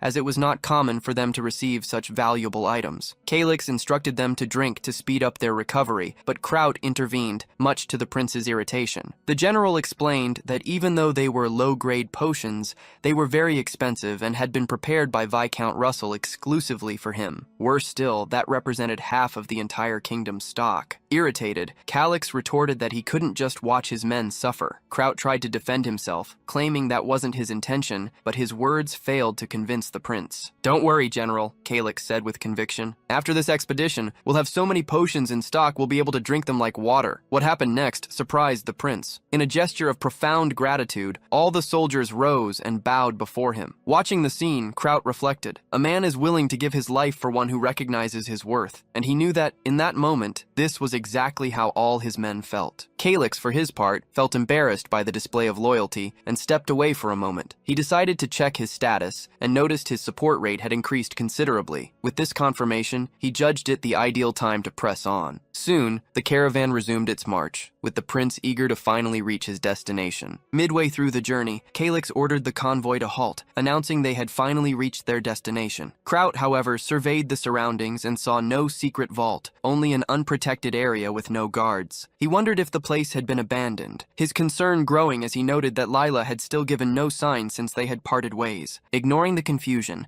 the prince ordered them to make camp, instructing that a tent be erected on the exact spot he indicated. With the structure ready, he pointed to a location on the map, revealing what he believed to be the vault's true location. The spot, however, was a considerable distance from where they were. Kraut protested, calculating that if the location was correct, it would take them another week of forced marching. He warned that the soldiers were already at the limit of their exhaustion, moving forward on sheer willpower alone, and that another week of travel would leave half the contingent behind. Thomas intervened, adding that this wasn't even the worst of their problems. Remaining stationary for so long would make them an easy target, allowing the enemy to discover their position and suspect their plans. Calyx, however, interrupted them, stating they had misunderstood everything. He explained that, although he had pointed to the vault's location on the map, he had no intention of marching there. Confused, Kraut asked, "But wasn't that the purpose of the mission? Is the prince giving up?" "No," Calyx replied confidently. "There is a secret entrance to the vault right here. That's why I ordered the tent to be set up on this specific spot." With that said, Calyx walked to the center of the tent, and pressing a hidden mechanism in the floor, activated a secret passage that opened up. His men were stunned, watching the scene in disbelief. The prince, acting with unshakable confidence, had proven he was right. The entrance was right there, just as he had said, but no one could understand how he had discovered such a secret on his own. As Calyx prepared to enter, his men stopped him, warning him of the danger of entering such an unknown place without precaution. The prince argued that it was unlikely anything would happen, but they insisted on taking the lead. Intrigued, Kraut approached. "Young master, you seem to know a great deal about this dungeon. How did you obtain so much information?" "My source is reliable," Calyx replied without giving details. He then added in a resigned tone, "I understand that I am seen as weak and incompetent. It's only natural that everyone doubts my abilities." "That's not what I meant," Kraut hurried to say. Thomas, however, stepped forward and declared firmly, "I believe in the prince. A leader who values even the least of his soldiers is worthy of my trust." The other men agreed in unison, stating that if the cause was just, they would gladly follow the young master, even if it cost them their lives. Calyx looked away, confessing that he still felt weak, unable to use mana, and therefore unworthy of such loyalty. Thomas, however, comforted him, reminding him of one of the principles of knighthood. "Not all strength is physical, my lord. True strength comes from within." The words moved everyone, and Kraut, visibly emotional, couldn't hold back tears of pride for his comrades. Composing himself, Calyx took command. "We can't waste any more time. For the sake of the wounded and exhausted, we're going in now." His allies nodded and prepared to lead the exploration. As he watched watched them, a thought crossed the prince's mind. He hoped Lila was safe. Far away, Lila had just defeated one of the monsters known as Bigfoots. After collecting a blood sample from the creature, which she deemed sufficient for her purposes, she set fire to the carcass to eliminate any traces. Then, she climbed the tallest nearby tree to survey the terrain, predicting that the other monsters in the area would soon gather at the source of the smoke. From her vantage point, however, she noticed an even greater problem. On the ground, moving stealthily, were members of her own guild. Lila knew it was only a matter of time before they came for her, but she had no intention of being captured. If they were the hunters, she would strike first. Hooded figures were analyzing the Bigfoot's carcass, noting that the body had been completely disintegrated right after the kill. However, they didn't know the cause or who was responsible for the annihilation. The one leading the analysis suspected that only a nearby noble house could possess such power, concluding that he needed to inform Viscount Servio of the emergency at once. Meanwhile, from a distance, Lila observed the scene. She noticed the men were sealing hunting pouches, a method she recognized as the same one used by scouts to seal their reports. Using a refined technique to determine the wind's direction, she took the blood she had collected from the Bigfoot and dispersed it along the air current. Lila hid in a nearby tree, waiting for her plan to come to fruition. The strategy worked. The scent of blood, spread by the wind and amplified by the fire she had started, agitated the Bigfoot tribe. Fury took hold not only of the smaller members, but also of the pack's leader, an imposing albino Bigfoot. Enraged, he commanded the others on a relentless search for the one responsible. Back with the group of hunters, the leader concluded he needed to deliver his report to their chief as quickly as possible. Along the way, he carefully checked if he was being followed, aware that any unforeseen event could compromise his objective. However, his caution was useless. Even as a trained professional, he was caught by surprise when a blade pierced his back. Lila, acting with surgical precision, intercepted the messenger before he could complete his mission. As a precaution, she took the report and, upon reading its contents, wondered about the identity of the recipient. Elsewhere, the prince tried to process the discovery made inside the secret passage. Thomas explained that his men had only reached that point thanks to a magic crystal ball they had obtained. The prince reflected on the extraordinary situation. Even if the chamber's magical protections had weakened over time, access shouldn't have been so simple. When questioned, Thomas revealed that Marquis Antonio is the Viscount currently serving in the region. He reported finding precious stones, crystals, and herbs commonly used in arcane experiments, as well as several enchanted artifacts. Although none of the items were particularly valuable, their presence indicated that the place was frequented by a mage. The prince, however, felt that something of great value was hidden, beyond the reach of ordinary eyes. His attention turned to an empty space in the chamber, sensing that he would find what he was looking for there. However, Kraut stopped him from proceeding, claiming it was impossible to know what kind of dangers awaited them. He insisted that a thorough investigation was necessary before they advanced. Frustrated, the prince knew he wouldn't be able to convince his ally otherwise and finally authorized Kraut to proceed with the investigation. After a detailed search for clues, Kraut located a switch that activated a secret door. The prince's eyes sparkled in anticipation, as this was exactly what he had hoped to find. Upon entering the area, Kraut commented that despite having thoroughly investigated the ruins foundation, he had never noticed this secret space. Calyx, however, clarified that the place was a facade, an illusory structure designed to hide a greater secret. He revealed that in ancient times, it was common practice to build fake facilities around tombs or mages' laboratories to mislead intruders and thieves. Kraut understood. This was just one of many hidden spaces,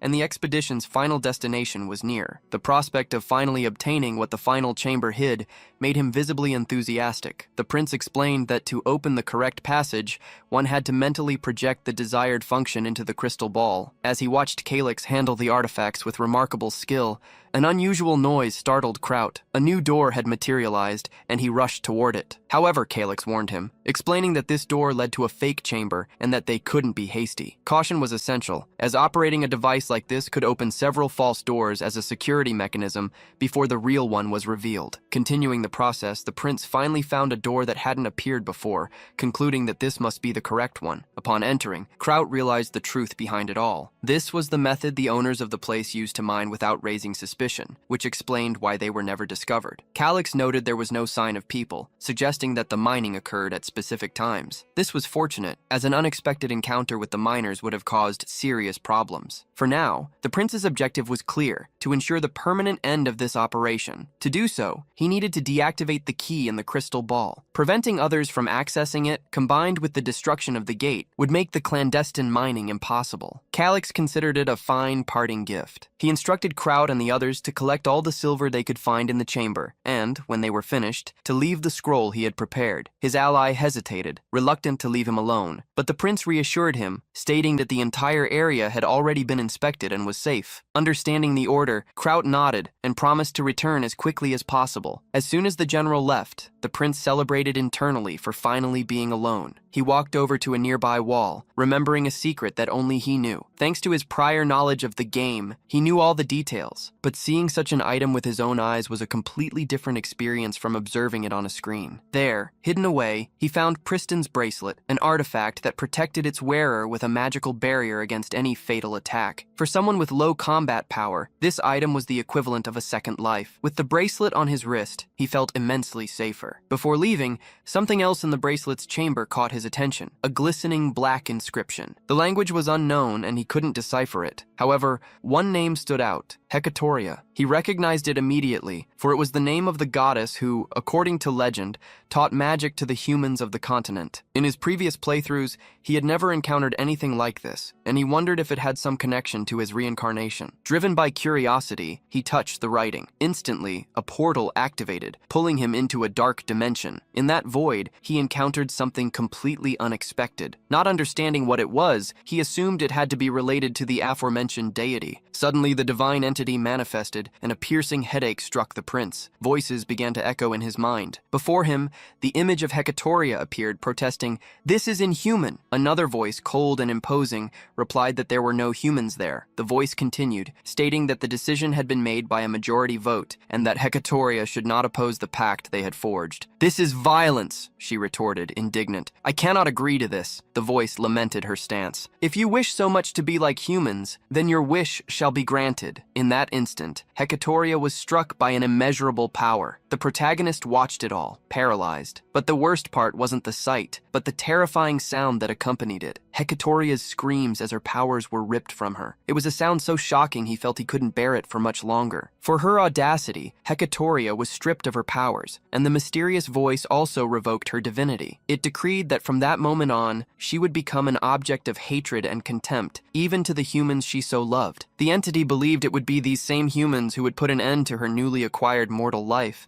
and it eagerly awaited that day. Shaken, the prince managed to return to the real plane, still deeply shocked by the vision he had witnessed. However, what surprised him most was the notification in his system window. He had acquired an authority-level skill. By touching the inscription, he had obtained a fragment of Hecatoria's first authority. The prince knew that skills were usually classified from rank F to S, but this one was different. It was a power that only gods or demigods could wield. After all, it was the very essence of the divine entity it came from, and the only way to achieve such a class was by acquiring an authority. According to the system, his own rank had been raised. From this, he concluded that the goddess Hecatoria was the one responsible for bringing him to this world. Moreover, a skill of this magnitude was capable of harming even a divine being. The prince then wondered, was it his duty to take revenge on the other gods on Hecatoria's behalf? He began to laugh, pondering if that wasn't the ultimate goal of the game. Although he hated being manipulated, he was determined to see it through to the end, no matter the cost. Just then, Kraut approached and announced they had finished their work. He then led the prince to inspect what they had found, and the young man was dazzled by the sight of so much wealth. The estimate was roughly 30,000 gold coins, far more than they had expected. Kraut added that they had also found silver bars, which could be worth up to 100,000 gold coins. However, he noted that transporting it all with their weakened soldiers would not be an easy task. For the prince, however, this was not a problem. He had unlocked his inventory during the fight with the goblin, and was confident he could use it to store all the boxes. So he ordered Kraut to gather all the treasure in one place. A short time later, with the loot organized, the prince instructed his ally to prepare the men for the journey back. "And what about the boxes, my lord? What shall we do with them?" Kraut asked. The prince thought for a moment. The NPCs weren't aware that this was a game. They would never understand the concept of an inventory. However, as a prince, he didn't need to give detailed explanations, just a convincing excuse. "While you were moving the boxes, I found this magic bracelet. I will use this item to store the treasure." His ally was visibly shocked by the revelation.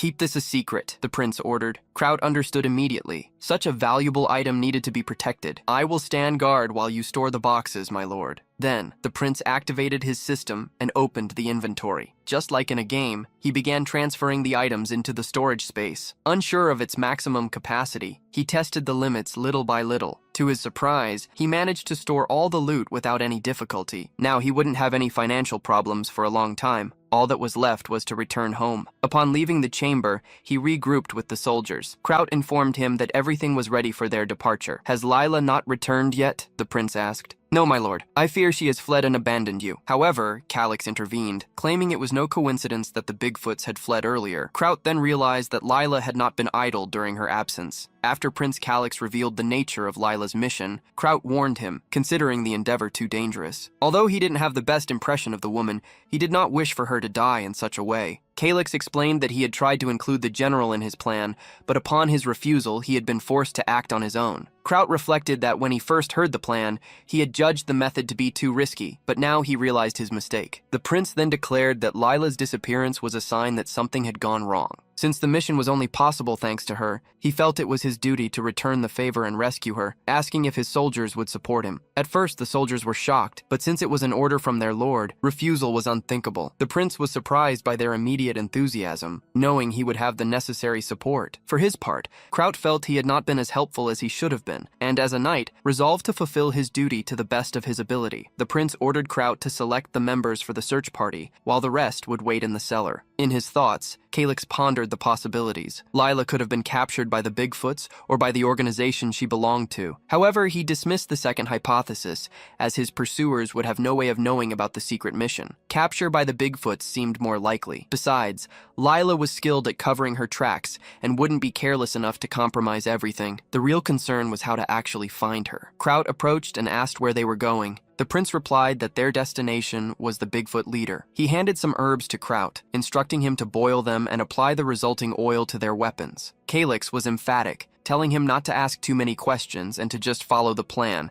determined to find Lila no matter the cost. Sometime later, the group arrived at a cave. Calix explained the strategy, stating that there should only be females inside, as the males were likely out hunting. The mission was to eliminate the ones in the nest first, then deal with the males and follow their tracks to Lila. He added that the fight wouldn't be like the last time, as their weapons were now poisoned. The group's approach was anything but subtle, and the monsters inside the cave soon heard the commotion. Noticing the creatures gathering, Calix warned that they were approaching and ordered the soldiers to advance. As the battle began, he and Thomas moved away to search for Lila. Calix believed she hadn't been defeated, but was merely hiding. Finding her was only a matter of time. The two began to follow the footprints they found around the area. Amidst the search, Thomas commented that Lila was very beautiful and asked if the prince liked her. Annoyed, Calix immediately denied it, stating that the search had nothing to do with that. Despite the sharp reply, Thomas continued, saying he never would have imagined seeing Lila volunteer for such a risky mission. The prince explained that Lila was no fool. She realized that staying by his side was her best chance of survival, and that's why she was cooperating. Her urgency to survive forced her to consider all options. Internally, Calix reflected on the future. The game's first continental event would be the invasion of the Jaburu Kingdom, and the mountain rangers would play a crucial role. He had always thought they were just volunteers, but now he suspected that a faction, like Viscount Servio's, was somehow involved with them. Meanwhile, Kraut and his men were completing their mission in the cave, defeating all the monsters. The general shouted that there was no time to rest, as they needed to regroup with the prince. Together, they set off to meet their leader. Kraut's respect for Calix had grown even more,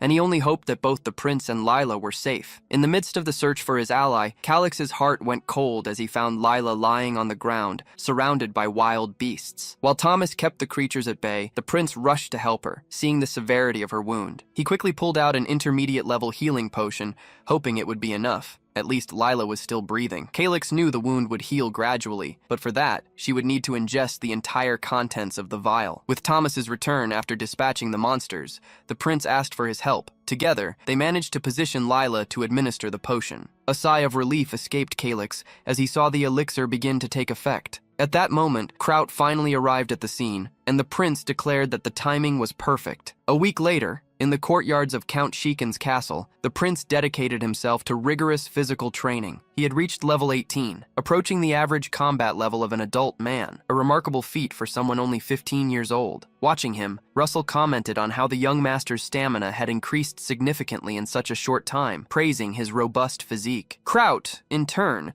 noted that the prince seemed like a completely different person and suspected he was using some secret method to evolve. Little did they know that for Calix, his journey to level up was just beginning, and he was not to be underestimated. Although Kraut was eager to begin swordsmanship training, Russell insisted they not rush things, as the priority was the full recovery of his body. At the end of the session, the prince announced he had business to attend to at the Magic Tower. His ally, Kraut, questioned the reason for the visit. Calix simply replied that it was something important, and that he would prepare to go to the tower's branch. "You seem to trust the prince deeply," Russell observed. Kraut nodded thoughtfully. "I don't pretend to understand everything about him, but of one thing I am certain. My master is so talented that it's impossible to predict what his next skill will be. Moreover, he genuinely cares for his subordinates and the people of his domain. I can have no doubts about his integrity. In the beginning, my role was simply to look after the young master," Russell confessed. "But now, I find it difficult to keep up with his thoughts and actions. Even so, he needs someone to guide him. Your authority is still necessary," Kraut affirmed. The old advisor knew that the young master, at only 15 and without an official title, could only complete the succession ceremony upon reaching adulthood and an appropriate level. "After the previous count passed away, I was immensely worried about the future of our county," the soldier continued. "But now, I realize that someone worthy will take his place. After all, the prince is a lion just like his father." Sometime later, at the Shikan Territory's Magic Tower branch, the prince and his ally were greeted by the person in charge. The woman seemed surprised to be faced with a boy of delicate features, accompanied by an imposing man. Not recognizing them, she broke into a smile. "Handsome men are always welcome," she said, inviting them in. Her attitude was quite different from what Calix expected of a mage. Seated in a room, she served them tea using magic, making steam rise directly from the teapot. The display of power made the prince wonder if he was in the presence of a fifth-class mage in such a modest branch. The mage introduced herself as Rosen Dreamwalker, and noticing the astonishment on his face, asked, "Why are you so surprised?" "Honestly, I didn't expect to meet someone like you in such a rural area. Your gestures have a unique elegance," Calix replied. Beside him, Kraut wondered if this woman was his young master's type. However, the prince's interest was purely professional. "It's almost impossible for someone to reach the 5th class before the age of 20, unless they are a direct disciple of the Magic Tower's master." Rosen seemed delighted by the compliment. "Despite my appearance, I'm already past 30. Being compared to a disciple of the Tower Master is a great honor." Feigning innocence, the prince insisted. "And what is the secret to such beauty?" "I just sleep well and wash my face often," she replied with a mysterious smile. After the brief conversation, Rosen's tone changed, becoming direct. "So, what is the reason for your visit?" Kraut noted the sudden shift to the main topic. Without beating around the bush, the prince answered, "I'm here to buy an explosion scroll." The surprise on Rosen's face was evident, but she quickly composed herself. "I see. A valuable customer indeed." Rosen explained that she would normally charge the standard price for the scroll. However, because she had taken a liking to Calix, she offered a generous discount, reducing the price to just 500 gold coins. Calix, concerned, questioned if she would get into trouble for offering such a low price. Rosen reassured him, stating that although the local magic tower was in poor condition, the authority of a branch director was indisputable anywhere. Given this, Calix took the opportunity to make another request, a loan from the reserve fund. The proposal surprised Rosen, who asked how much he would need. 60,000 gold coins, Calix replied without hesitation. Rosen pondered that the amount was considerably high. Calix, however, promptly offered silver bars as collateral and promised to pay interest, assuring her that even though it was a short-term loan, it would be very advantageous for the tower. In his mind, Calix laid out his strategy. He couldn't use the coins he stole from Gerard's vault to settle the debt, as that would expose his entire plan. The loan was the perfect way to launder the money. Besides, there was nowhere else he could get such a large amount, making it crucial to convince Rosen to agree to the deal. However, the mage hesitated, considering the request somewhat excessive. For a moment, Calix feared he had acted too hastily, relying too much on her favor. Rosen explained that the supervisor would certainly reject such a proposal, but she had a solution. "The central supervisors rarely visit us," she said in a conspiratorial tone. "If we agree to keep this a secret, I can grant the loan." She set the conditions. In addition to absolute secrecy, Calix would have to repay the full amount within 6 months. Otherwise, the silver bars left as collateral would be sold to cover the debt. Under these terms, she was willing to proceed. Calix smiled inwardly. It was exactly what he had hoped for. He knew that mages always needed funds for their research, and the interest on 60,000 gold coins would be an irresistible temptation for Rosen. "I will be immensely grateful if you can grant me the loan," he declared, formally accepting the terms. With the deal sealed, the debt to Gerard was, for all intents and purposes, settled. Meanwhile, elsewhere, Gerard was requesting a map from one of his subordinates. His fury was palpable, fueled by the news that one of the patrols assigned to inspect the secret vault had disappeared. Analyzing the map, he located the last clues left by the group and realized that the conventional trail through the mountain would take more than a day to reach the vault, but a direct route could be covered in less than 24 hours. This realization only intensified his rage. "Prepare yourselves. We march to the Gourd Highlands immediately," he ordered. Sometime later, while on their way, the party was suddenly stopped by a colossal figure, a stone golem. Panic broke out among the soldiers. "Stone golems are large, but their movements are slow. We can attack from a safe distance," one of the men shouted. Confident that the enemy was too large to dodge, they advanced in a coordinated charge. However, the golem was no passive target. It moved first with surprising speed, and the soldiers didn't stand a chance. "The knights were cut down so easily," a soldier murmured, despair creeping into his voice. "Our fate will be no different." His grim prediction came true the very next moment. The golem turned to him and, with a single blow, turned him into an unrecognizable pulp. A nearby companion who had narrowly escaped froze in shock as he witnessed the brutal scene. "Hold the formation!" an officer shouted from a distance. Ironically, the man trying to restore order became the golem's next target. A single, devastating blow silenced him forever. The lower-ranking soldiers watched, stunned, as their superiors were annihilated one by one. The break in morale was fatal, and soon they too were eliminated, all under the cold, impassive gaze of Gerard. The golem's sudden appearance wasn't natural,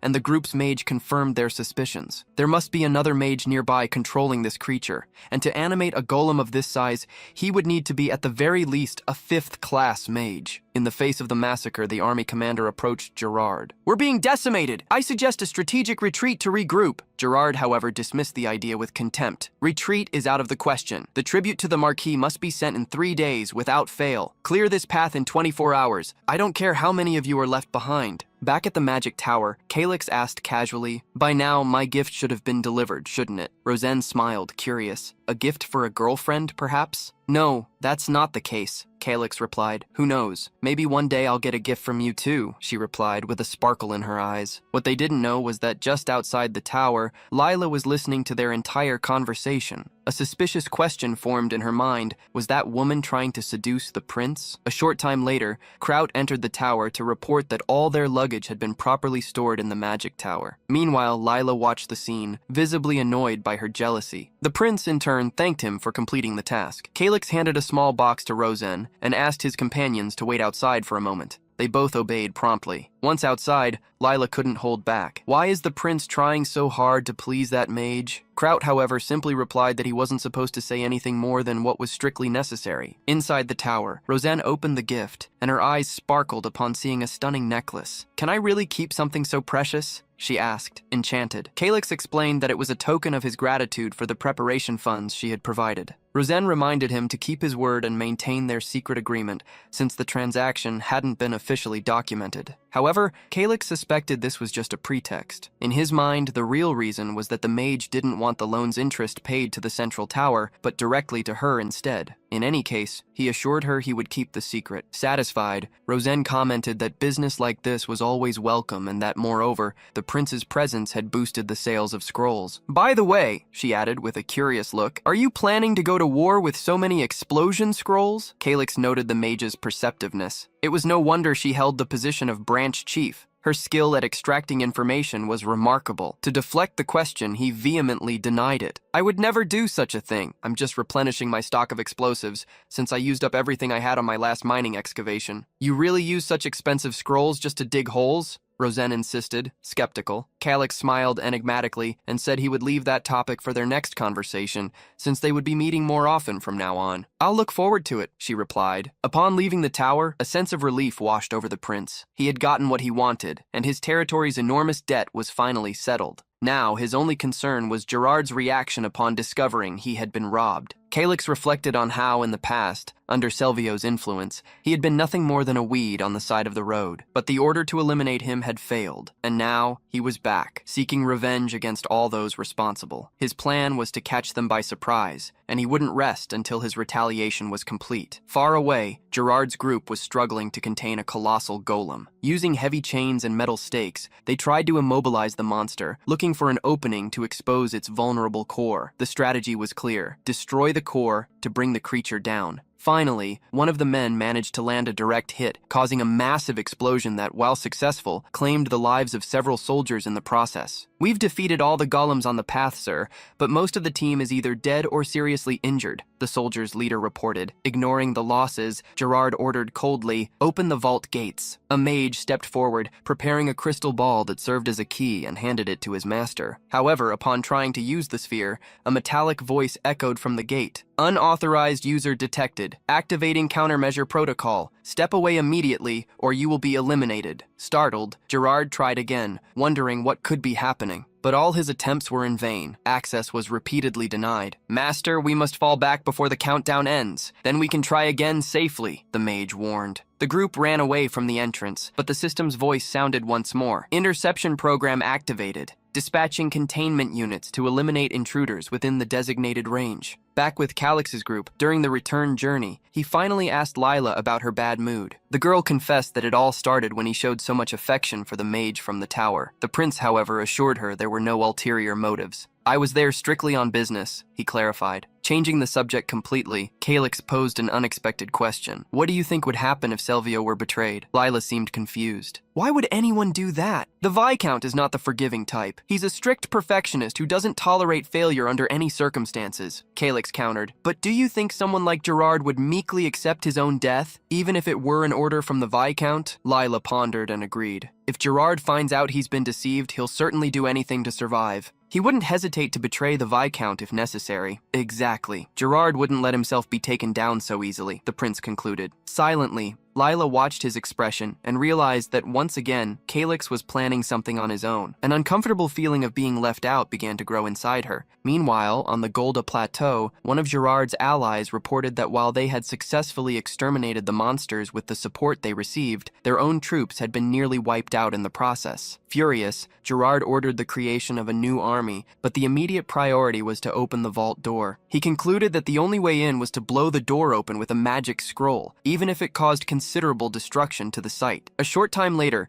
the entrance was blown to pieces. However, upon entering the ruins, a bad feeling washed over Gerard. After a short walk, they reached the place that was supposed to house the treasure, only to find it completely empty. Gerard ordered his men to search everywhere. Instead of gold and silver, they found only scrolls. One of the soldiers discovered in the worst way possible that they were explosive scrolls. The detonation of one triggered a chain reaction, resulting in a massive explosion that decimated the remaining shadow allies. Terrified, Gerard realized the explosion had triggered a magic trap, causing the structure to collapse and crush everyone inside. He immediately concluded that, at this rate, the Viscount would eliminate them for their disobedience. In desperation, he announced it was time to activate the emergency plan. One of his men, though frightened, knew what needed to be done. Gerard approached the group's mage, expressing false gratitude. The next moment, the mage was stabbed in the back by one of the soldiers. "You're not to blame for anything," Gerard said coldly. "You just had bad luck. To keep the secret, I had no other choice." After the deed, one of his men warned him that Cape wouldn't remain silent. He had probably already sensed something was amiss and would be investigating the ruins himself. Gerard agreed, treating the situation as a mere side effect, and stated that they needed to see the emergency plan through to the end. Sometime later, in Viscount Selvio's village, Gerard presented himself before him. Selvio heard the report that the treasure entrusted to Gerard had been stolen. Aware of the gravity of his failure, Gerard fell to his knees, begging for forgiveness. "I don't want to hear excuses," Selvio retorted sharply. "Results are all that matter. What happened to the silver I stored?" Gerard promptly blamed tomb raiders, claiming they had dug an underground passage through the ancient ruins. He alleged that, in the process, the thieves had likely triggered the security system by accident, which prevented them from taking everything, leaving most of the silver behind. He argued that few would be able to carry heavy boxes through such narrow underground passages. To find those responsible, Gerard claimed to have secretly offered a reward to precious metal dealers,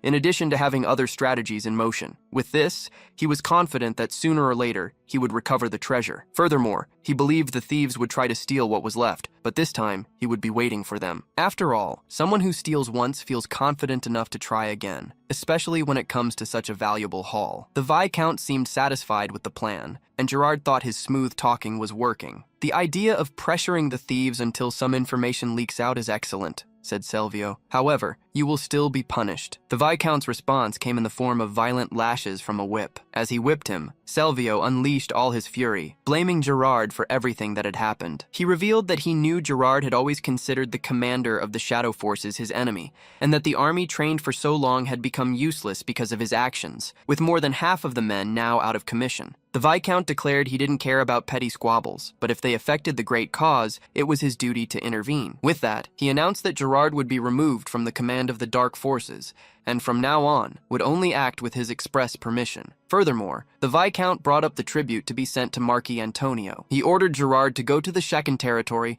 and collect the deed to the land as payment for their debt. If they offer a lesser amount, use it to cover what's missing from the tribute, and if they have to sell their commercial assets to settle the rest, so be it. Gerard cursed his luck. This was the wealth he had planned to take for himself, and now he would have to hand it all over to the Viscount. Despite everything, Selvios made it clear that Gerard was not yet forgiven. You know full well what will happen if you don't find the stolen silver. Gerard nodded, affirming he understood, and prepared to leave. As he left the Viscount's chambers, one of his servants handed Gerard a potion to speed up his recovery. While he drank it, the servant tried to hide his own injuries, but Gerard insisted he also use the elixir and questioned Jacob's whereabouts. The servant reported that he had gotten rid of Jacob, deeming him useless for their purposes, but revealed he had found a possible replacement, a boy from the desert with emerald eyes and brown hair, whose appearance resembled that of Prince Calyx. Gerard admitted his aversion to dark-skinned people, but considered that he could tolerate him for now. He then asked about the progress of the preparations. The servant confirmed that everything would be ready in 3 days, although the executives were making the process difficult. Gerard smiled. More than half of the Shadow Squad was out of commission, while the rest were busy hunting non-existent tomb raiders.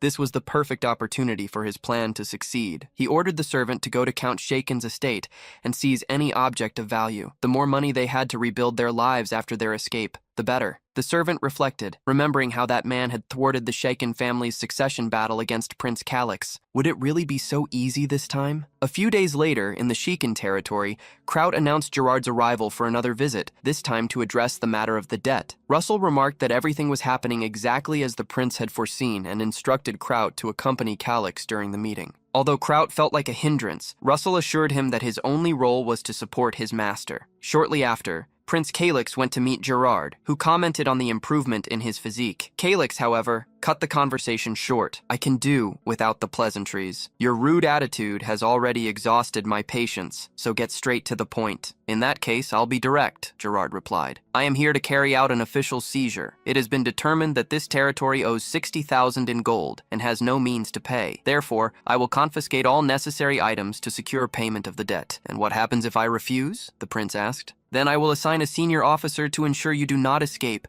and you will be placed under constant surveillance. Kraut intervened in the prince's defense, declaring he would not allow such a thing. Gerard, however, warned him, violence will only worsen your situation. My judgment is crucial when it comes to recovering funds. If that's the case, Calyx said with a calculated tone, then surely there is room to postpone the payment under the right circumstances. Gerard smiled. The young man's sharp mind was surprisingly direct. He admitted that they could come to an agreement. The prince realized the truth. Gerard was so desperate he was willing to accept a bribe. The fact that he had come to collect the debt so soon only confirmed his suspicions. With his own funds stolen, he was trying to recover the lost amount by any means necessary, betting that the territory would be unable to pay. I have gathered the necessary funds, Calyx announced to Gerard's astonishment. I will pay the full amount. How is that possible? Why the surprise? After all, this is a good thing. Calyx revealed several bearer bonds, issued by the Royal Chamber of Commerce. Gerard examined them and confirmed their authenticity, perplexed as to how the prince had obtained them in such a short time. He pondered that,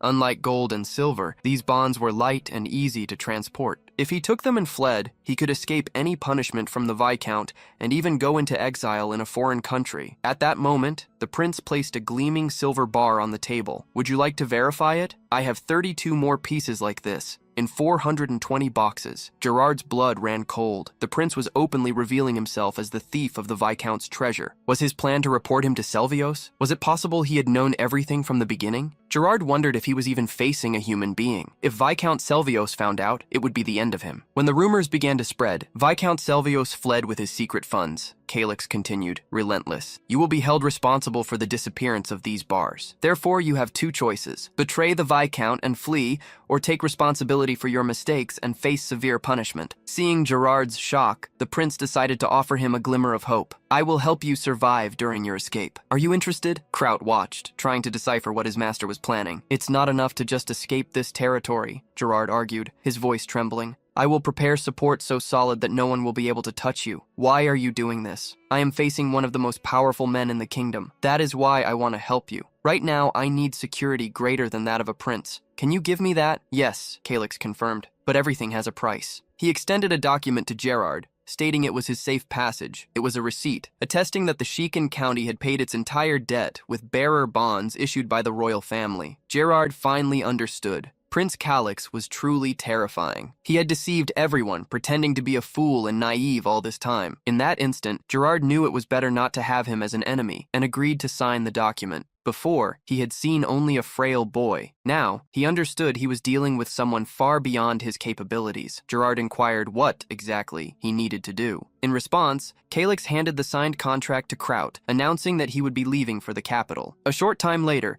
Gerard took his leave and began his journey. Faced with the situation, Calyx explained that he would need help, and that the most influential person for his plans was His Majesty's first son, Prince Gale. Kraut presumed the prince was giving up the shield he relied on, but Calyx denied it, assuring him that the plan remained unchanged. He added that he had made an excellent deal for 60,000 gold coins, but that the real issue wasn't the money. With an enigmatic tone, he concluded that Kraut would understand everything later. Sometime later, Viscount Selvios' chief of staff came forward to report a series of urgent events. He informed him that all the top executives of the Myrthus Trading Company had vanished. Although the main assets were still on the books, they had already been sold. Immediately, another reporter appeared, breathless, announcing that the Myrthus headquarters had been overrun by debt collectors, who were causing a huge commotion. The bad news continued. The dark forces had awakened. Furthermore, several instructors from the fortress on the Golda Plateau had disappeared, adding to those who had already been found dead. After the reports, a palpable tension filled the room. Breaking the tense silence, Cape entered the room. Forgive the intrusion, my lord, but some dissatisfied soldiers have joined the movement and deserted. The Viscount looked up. Where did they go? They all headed to Shekin County, Cape replied. A week ago, the Count's security forces attacked Gerard and his group. However, when I checked the underground prison, I didn't find him. Due to hostile relations with the Shikan territory,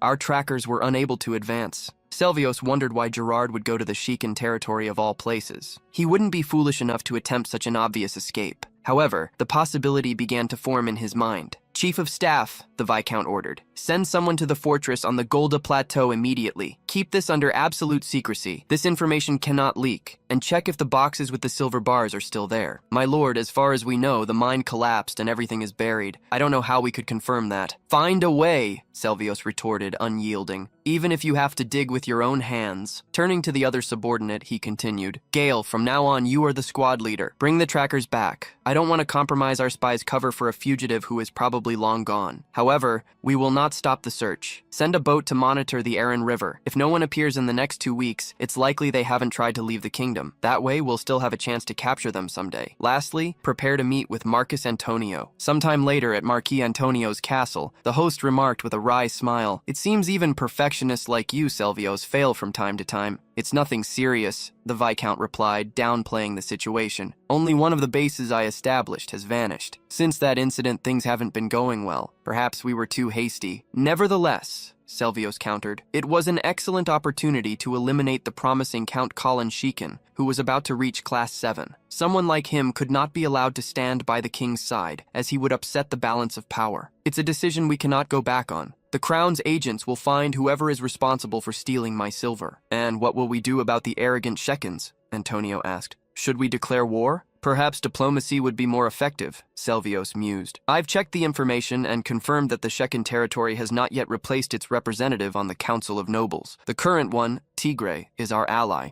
We can use him before they appoint a replacement. Meanwhile, Calyx was analyzing the situation with Kraut. Viscount Selvios will likely resort to diplomatic means. By now, he must know about Gerard's betrayal, and possibly that I helped him escape. But instead of war, he'll choose diplomacy. It's a more cost-effective solution. What kind of strategy will they use? Kraut asked. Outside of war, feudal lords rarely leave their castles. Therefore, they clash in the capital's political arena through representatives who defend their interests. The Council of Nobles exists for that very reason, Kraut concluded. Should we send a representative there? Do you have anyone in mind? Orsil Tigrim would be the obvious choice, but he is Miss Stella's closest aide. Despite the gravity of the situation, Kraut noticed the prince's calm demeanor and wondered if he hadn't already planned everything in advance. To his surprise, Calyx smiled. It's better to leave some openings for your enemies. Acting with perfection at all times drives your adversaries to desperation, making them recklessly search for any weakness. And that is the moment we can be caught by surprise. The city of Elsenia, with a 500-year history, was the capital of the Rourke Kingdom. Home to 250,000 people, it was the nation's beating heart and the city where the castle of King Clivio Karkow was located. And at that very moment, the king was about to begin his morning court session. What is the first topic of the day? One of the royal advisors announced the first item on the agenda, the succession of Sheiken County. The king expressed his sorrow. The death of Count Sheiken was an immeasurable loss. However, the county needs a leader. Is their representative present? Immediately, Orsil Tigrim was announced as the county's spokesman. Inform me of the details, the king ordered. Tigrim bowed and began his report, stating that the county was facing a delicate situation. It pains me to report this, your majesty, but Kalek Sheiken, the late count's firstborn son, has usurped power through military force. He falsely accused the count's widow of attempted murder in order to imprison her, and furthermore has permanently sealed his half-brother's mana flow. The king showed surprise. That is unusual indeed. The prince has attempted to take his own life in the past, Tigrim continued. He is mentally unstable, which makes him dangerously unpredictable. As he listened, the king reflected in silence. This man shouldn't underestimate him. With 30 years of experience in courtly intrigue, he could smell a farce. The king suspected that the sudden death of his loyal right-hand man, Count Colin Sheiken, had not been natural. Now, Viscount Kosselin, a member of the aristocratic faction, was maneuvering to take the title. All of this, paradoxically, made the king sympathize with the young Calyx, even without ever having met him. If the prince seized power by force, he must have had the support of his territory's army, the king mused aloud. And I refuse to believe that an army of knights would follow the orders of a madman. Orsil Tigrim was left speechless by the monarch's retort. It was then that Marquis Antonio intervened. Even if the prince is not mad, your majesty, he has accused someone of a serious crime without a proper trial. Furthermore, he sealed the power of a potential heir, incapacitating him forever. I ask that your majesty summon Calyx to the capital so the House of Lords can assess his physical and mental health. The king thought the House of Lords was not trustworthy in the slightest, but he agreed to the summons. Prince Calyx will be summoned. However, the investigation will be conducted by the Royal Palace's administrative department. The House of Lords may send a witness. After the meeting ended, Antonio turned to Viscount Selvios. Do you have anything to say? We have a big problem on our hands, the Viscount replied. The king is protecting that brat, Antonio growled. Apparently, the king is displeased that Sheiken County is under our influence, but I don't see that as an insurmountable obstacle, said Selvios. And how do you intend to solve that? The Marquis asked. Become the king's father-in-law, Antonio reacted with surprise. The solution is to give my daughter to an old man on the brink of death? It wasn't the idea of using his daughter that bothered him, but rather wasting such a valuable card on a short-lived alliance. I'm not referring to the current king, Selvios clarified, but to his successor. And with any luck, we can arrange that within the next 5 years. The Marquis smiled at the audacity of the plan. And how exactly do you intend to replace the king? A few days later, in Sheiken County, Calyx received a letter. Kraut, his ally, informed him it was a message from the king himself and got straight to the point. The prince has been summoned to answer for the accusations made against you. What accusations? Calyx asked. It is suspected that the prince is not of sound mind. You must prove your sanity before a jury. Calyx began to laugh at the situation. There's no reason to waste time on this. I'll ask Russell to come up with a good excuse. Prince, are you really going to defy a direct order from the king? Kraut asked, concerned. I will not move just because the king has requested my presence, Calyx declared. At this point, my enemies are surely expecting me to leave the castle so they can set an ambush. Leaving now would be walking straight into danger and giving them exactly what they want. I don't believe they would dare attack the prince in broad daylight, but if they did, I would lay down my life to stop them. I don't need protection. as I will not be leaving this place, Calyx stated. Instead, I will send someone to the capital to represent me, and I have the perfect person in mind. Is the prince referring to Gerard? Kraut asked. 2 weeks later, in the royal capital, Marquis Antonio was complaining to the king. Even after being summoned, Prince Shaken has been offering excuses instead of appearing. I suspect he is planning something. And what kind of plan could he have? The king inquired, impassive. Calyx sealed his half-brother's mana flow for no plausible reason. He must be afraid of being punished. And what does the Marquis suggest should be done? I will go to Shiken County myself to investigate the prince's situation, Antonio offered. The king authorized the Marquis's journey. Next, his servant prepared to announce the next topic of the meeting. However, upon reading the next item on the agenda, his expression transformed into pure astonishment. The king's herald announces that the next topic on the agenda is the engagement of the fifth prince, Ciel. The announcement is met with immediate surprise, especially from Duke Ottomore, who is the first to show his astonishment. The king declares that to his knowledge, Marquis Antonio's daughter is an intelligent and beautiful young woman, and therefore, he consents to her marriage with Prince Ciel. Marquis Antonio promptly expresses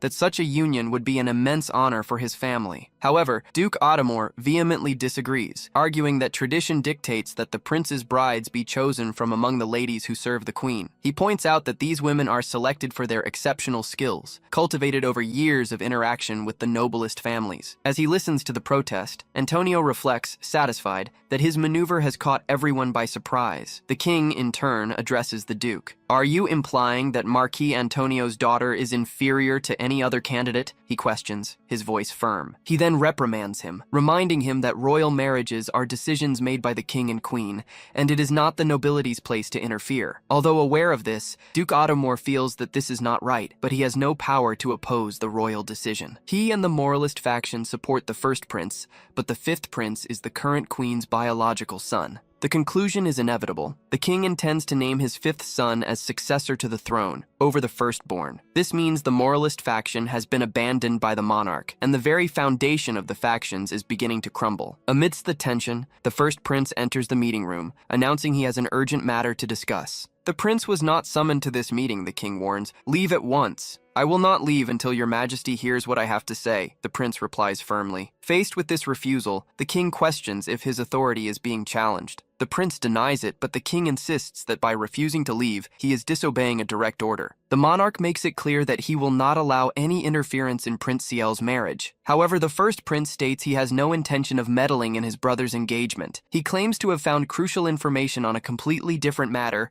which must be communicated to both the king and the nobles present. And what is it about? The king inquires, his curiosity overcoming his irritation. The prince reveals that Russell Nigel, the government representative of Shiken County, has sent a letter. Upon hearing the name, the king questions why the prince is bringing up a matter that was already considered resolved. Duke Ottomore intervenes, claiming that the issue still has loose ends, and that the letter could help to better understand the situation in the Shiken territory. He emphasizes the concern over the silence from the region, which makes the correspondence of utmost importance. Furthermore, the Duke points out that Marquis Antonio, appointed to lead the investigation, is the Lord of Viscount Selvios, one of the involved parties. Irritated, Antonio asks, "Is the Duke implying that I am not trustworthy?" "I am merely saying that it is biased to appoint one of the involved parties as the mediator," Ottomore replies calmly. "And how can we trust this Viscount Russell?" Antonio countered. "From what I know, he has ties to Prince Calyx and could be an accomplice in his alleged crimes." Duke Ottomore passionately defended Russell, describing him as the former leader of the Blue Lions, an honorable swordmaster known for his unwavering chivalry and revulsion for injustice. He reminded everyone that Russell had been awarded the Royal Order of Honor, and it would be unthinkable for a man with such titles to send a letter containing falsehoods. After all, in a country known as the Land of Knights, if a national hero's word could not be trusted, then no authority could be. "Does the Duke no longer trust his own country's administration?" Antonio taunted, exasperated. The king interrupted the discussion, conceding that Duke Ottomore had a valid point. Intimidated, Antonio backed down, stating that he was not doubting Russell's credibility. With that, the king authorized the letter to be read and asked the prince to read it aloud for all to hear. The prince began to read. In the letter, Russell Nigel reported that there had been an assassination attempt on Prince Calyx's life. He detailed that Prince Grambine, in an attempt to escape severe punishment, had closed his own mana cycle. Russell wrote that all punishments were carried out in his name, with the consent of the other knights. He sent the report to the king and the Chamber of Lords so that no doubts would remain about what had occurred in his county. After the reading, a lord approached approached the prince to verify the document. It was Marquis Souvenir, known as the Sword of the Kingdom for representing the country's military strength. He claimed to have served alongside Russell in the Royal Guard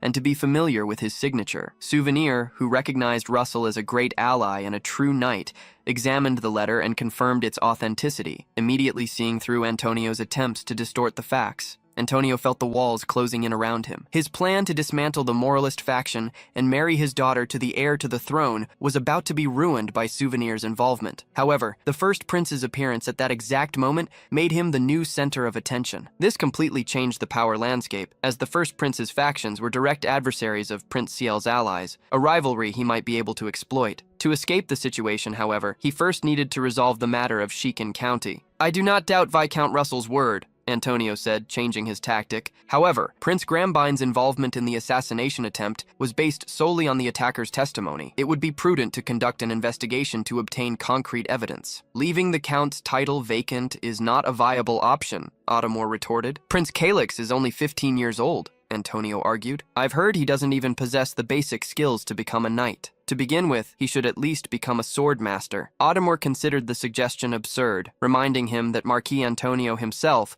had only achieved such a feat at the age of 50. "The requirement is high, I agree," Antonio admitted with a cunning smile. "However, to inherit a noble title, the young man must, at the very least, ascend to the level of a mana user to prove his potential. At only 15, it would take Calix 3 to 4 years to become a Class 4 user." Ottomore considered the time frame long, but was reassured by the fact that his rivals did not seem inclined to start an imminent war, especially with the preparations for the royal wedding, which would likely delay any conflict even further. Before the court, the king announced his decision. A special team would be formed to investigate the plot against Prince Calix, and if they found conclusive evidence, disciplinary measures would be taken. However, the investigation would only last until Calix achieved the status of a Class 4 user. If the prince reached that level before the inquiry was concluded, the team would be dissolved, and he would be allowed to succeed to the county of Shikan. Antonio publicly praised the king's wise decision, but his thoughts were elsewhere. He considered Ottomore a fool for believing Calix was capable of such a feat, imagining that the frail young man would never reach that level. The decision, which seemed fair on the surface, actually favored his own plans. Antonio anticipated, with satisfaction, Ottomore's fury upon discovering he had been deceived. The Shikan family had always been a thorn in his side, and now he finally saw a way to subjugate them. That night in his chambers, Marquis Antonio summoned Lanciano, deciding that his intelligence agency, Variegata, was the most suitable to handle the matter. Upon presenting himself,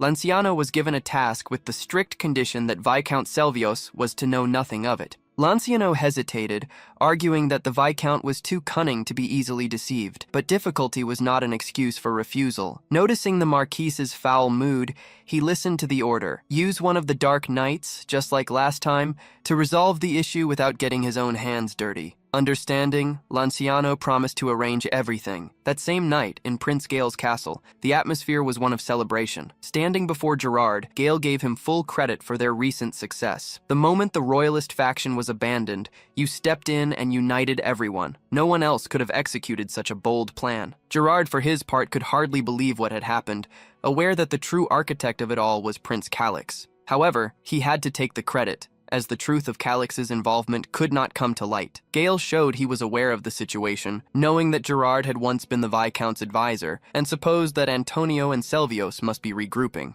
Gerard, however, warned the prince not to underestimate them, for despite the foiled plot, they were still capable of achieving their goals. Gale acknowledged the truth. After all, the engagement between Antonio's daughter and his half-brother had not been annulled, and the king's will in royal marriages is absolute. Still, Gale didn't seem concerned. Gerard then warned him that the enemy would likely try to eliminate the king after the wedding, which would make Gale himself a potential target. He tried to soften the warning, saying he didn't want to worry him, as Gale had already escaped the darkness and become the sun itself, advising him to strengthen his bonds with his allies. However, Gale got carried away by the vanity of the comparison, ignoring the rest of the advice. Instead, he declared his desire to add the Shikan territory to his faction. Gerard agreed it wasn't a bad idea, since the prince had personally read Russell's letter, a fact that could be used to his advantage. He warned, however, that it was not wise to offer them too many advantages. After all, you don't feed a fish that's already been caught. Gale mentioned that, having received the letter from Gerard's hands, he had assumed Gerard had a good relationship with the Shiken family. Gerard clarified that it was a misunderstanding, stating that his help was merely a way of settling an old debt. Looking into Gale's eyes, however,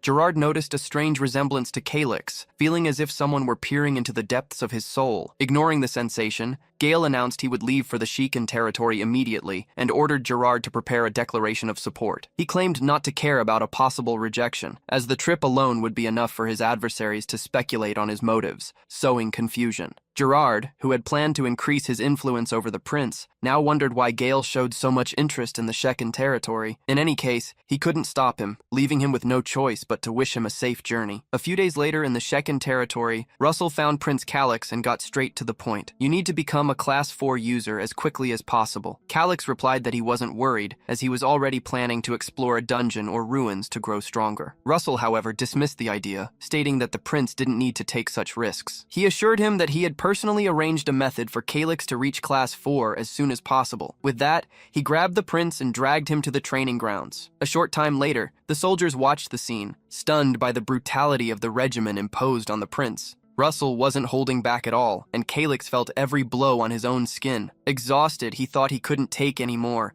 never imagining his end would come from training exhaustion. The next morning, Russell woke Prince Calyx for training. Desperate, Calyx protested, claiming he couldn't take it anymore. At this rate, his body would simply give out. Russell, however, questioned if he would really give up so easily, reminding him that anyone could reach Class 5 with the right dedication. He himself was living proof of that. Calyx argued back that his body couldn't handle any more injuries, especially since he wasn't using potions to recover. He needed to save money, and healing elixirs were expensive. However, Russell refuted the excuse, stating that the kingdom's finances were stable precisely because of the prince's efforts. He had rested long enough. It was time to return to his duty. Even exhausted, Calyx was forced to wield the wooden sword again. Although it was a training weapon, its blows still hurt, something the prince knew all too well. Fed up with taking a beating, he concluded that he needed to find a way out of this situation as soon as possible. It was then that a crucial memory surfaced in his mind, the image of a woman. The first prince's most powerful ally, the most skilled person in the game when it came to finance. Calyx reasoned that at this point in the story,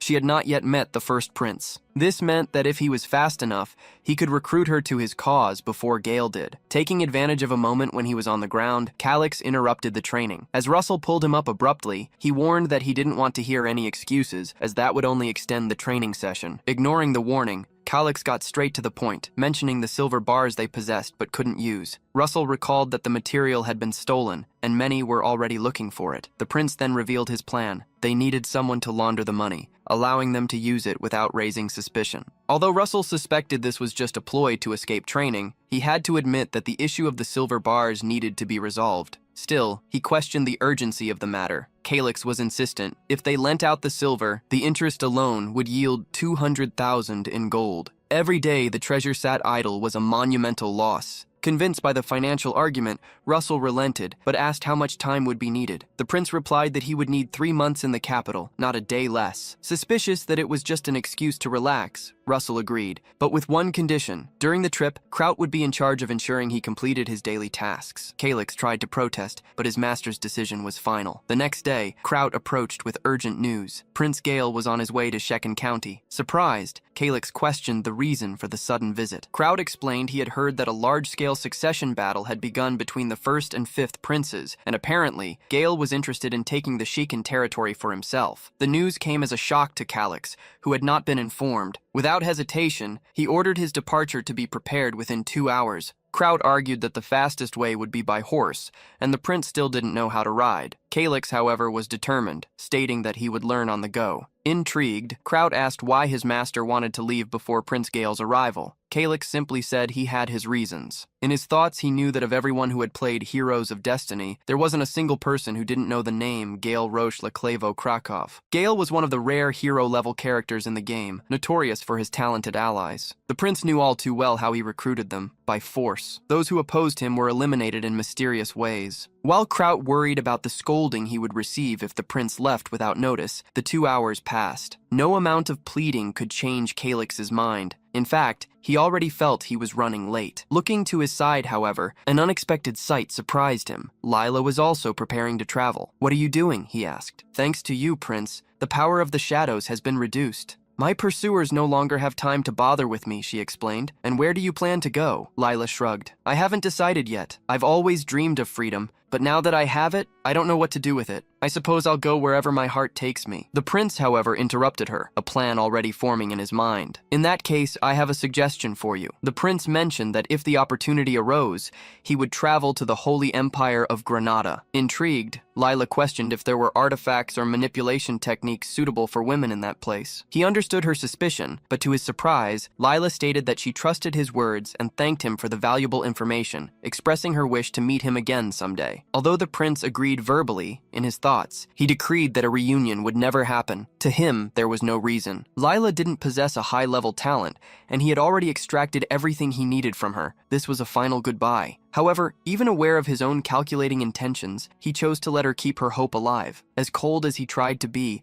a part of him also wished that fate would bring them together again. After their farewell, the prince went to a cemetery to visit the grave of Albu, the soldier who had sacrificed his own life to save him. Standing before the headstone, he reflected that Albu had died more honorably than anyone else, but the feeling of guilt consumed him. He had treated the soldier with the same calculating coldness he had just shown Lila. It was then that the realization hit him. He was treating the people around him like mere game characters, and this awareness troubled him deeply. He made a silent promise. The next time he met Lila, he would act more humanely, seeing her as a person and not as a pawn on his board. Leaving a flower on the grave, he departed. Upon rejoining his army, the prince declared that he was ready to leave. 3 days later, on the border of the Shounen territory, Prince Gale and his entourage were spotted. Russell was tasked with receiving them, and that same night, a lavish banquet was held in the visitors' honor. Gale thanked them for the warm reception but didn't fail to express his regret over the absence of the heir to the throne. Russell apologized, explaining that Gale's messenger had arrived days after Prince Calyx had already left. Despite the explanation, Gale felt uneasy with the vague answers about Calyx's whereabouts. Although his curiosity was sincere, he avoided being insistent,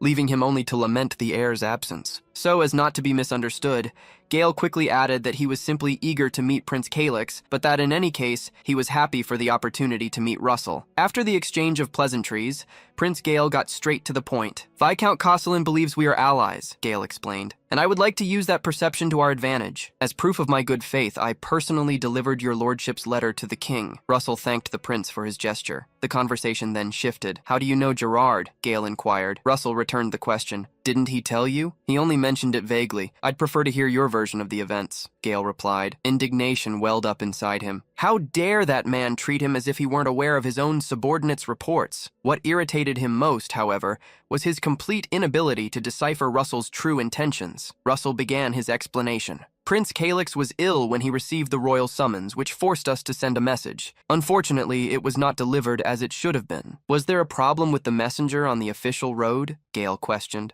"We discovered that the messenger's horse stumbled, and he ended up breaking his ankle. It was in the midst of this situation that Gerard appeared with an offer. He asked for our help to escape from Servio. In exchange, he promised to forgive the entire debt the Shounen territory owes him, and also to ensure our message reached the capital," Russell concluded. "I didn't imagine things would take such a turn, but it was imperative that the letter reached its destination." By the end of the story, Gale found nothing unusual. He knew Russell was a respected knight, but he had hoped to discover some hidden, exceptional talent. From what he heard, however, the encounter with Gerard had been a mere coincidence, a convenient exchange of favors. Furthermore, everything indicated that Calyx was a weak prince, someone he wouldn't need to worry about. With this scenario in mind, Gale presumed it wouldn't be difficult to obtain what he had come for. "In that case, Viscount Russell, can I count on the support of the Shounen territory?" The question hung in the air as Russell carefully pondered his answer. On behalf of the Shounen family, Russell declares his formal support for Prince Gale, but adds that he has a request to make. Such audacity surprises the prince. In a flashback, it is revealed that before the trip, Calyx had warned Russell about Gale's intentions. The young prince explained that supporting Prince Ciel was unfeasible, as Marquis Antonio is his stepfather and guardian. On the other hand, supporting the first prince without any guarantees would bring few benefits. The only logical choice was to support Gale, but Calyx had instructed Russell to take a firm stance, demanding something in return for the alliance. Calyx's demand was specific, to request from the prince an exemption from the transit tax for merchant guilds that would operate in the Shounen territory. Russell pointed out that, At the moment, there were no guilds in his lands, but Calix had already foreseen this, stating that the situation would not remain that way forever. Calix knew the kingdom was divided into two major factions. Even though he was the first prince, Gale's influence did not extend to the territories of the fifth prince's faction. However, the exemption would be valid in the regions under his control, which was sufficient. As for the terms, Calix planned to limit the transit to 1,000 magical artifacts per year, a proposal that Gale, despite some resistance, would eventually accept. Russell questioned the effectiveness of the measure, arguing that other territorial taxes would still apply. In response, Calix simply asked his ally to trust him. Although he didn't fully understand the strategy, Russell decided to obey, as his master always surprised him with ingenious plans. Back in the present, Gale inquires what the Viscount's proposal might be. At that moment, Russell realizes that everything was unfolding exactly as his master had predicted. The next day, Calix and his entourage continued their journey. The prince, exhausted, could barely hold himself in the saddle. Kraut tried to cheer him up, informing him that they were only an hour away from Poznu and attributing the young man's fatigue to his lack of riding practice. In his thoughts, the guard understood his master's grumbling. After all, he was only 12 years old, a delicate age. Changing the subject, Kraut questioned the sudden change of route. The original plan was to head to the capital, so why the detour to Poznu? Calix explained it was to avoid an encounter with Gale. Kraut, intrigued, asked why he feared his brother so much. Annoyed,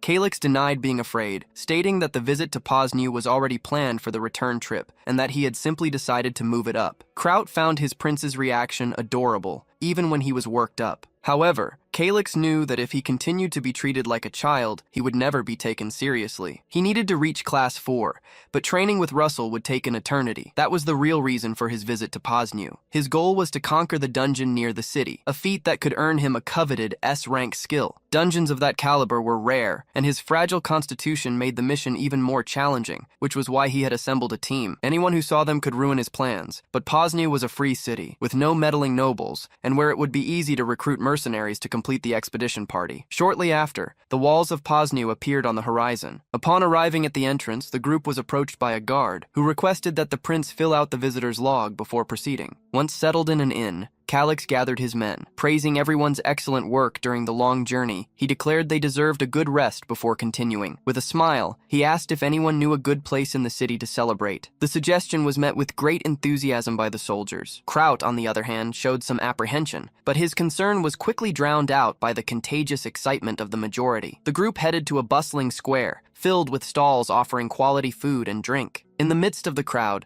they were approached by a boy who invited them to his tavern, guaranteeing it was the best place to drink in all of Poznu. Intrigued, Calix accepted the invitation. At the establishment, the prince ordered a round of drinks for everyone. Kraut, however, was the only one who refused to drink, which earned him some curious looks from his companions. He justified himself by explaining that someone needed to remain sober and alert to ensure the prince's safety. As the others celebrated, Calix approached the boy who had invited them, telling him he had something important to discuss.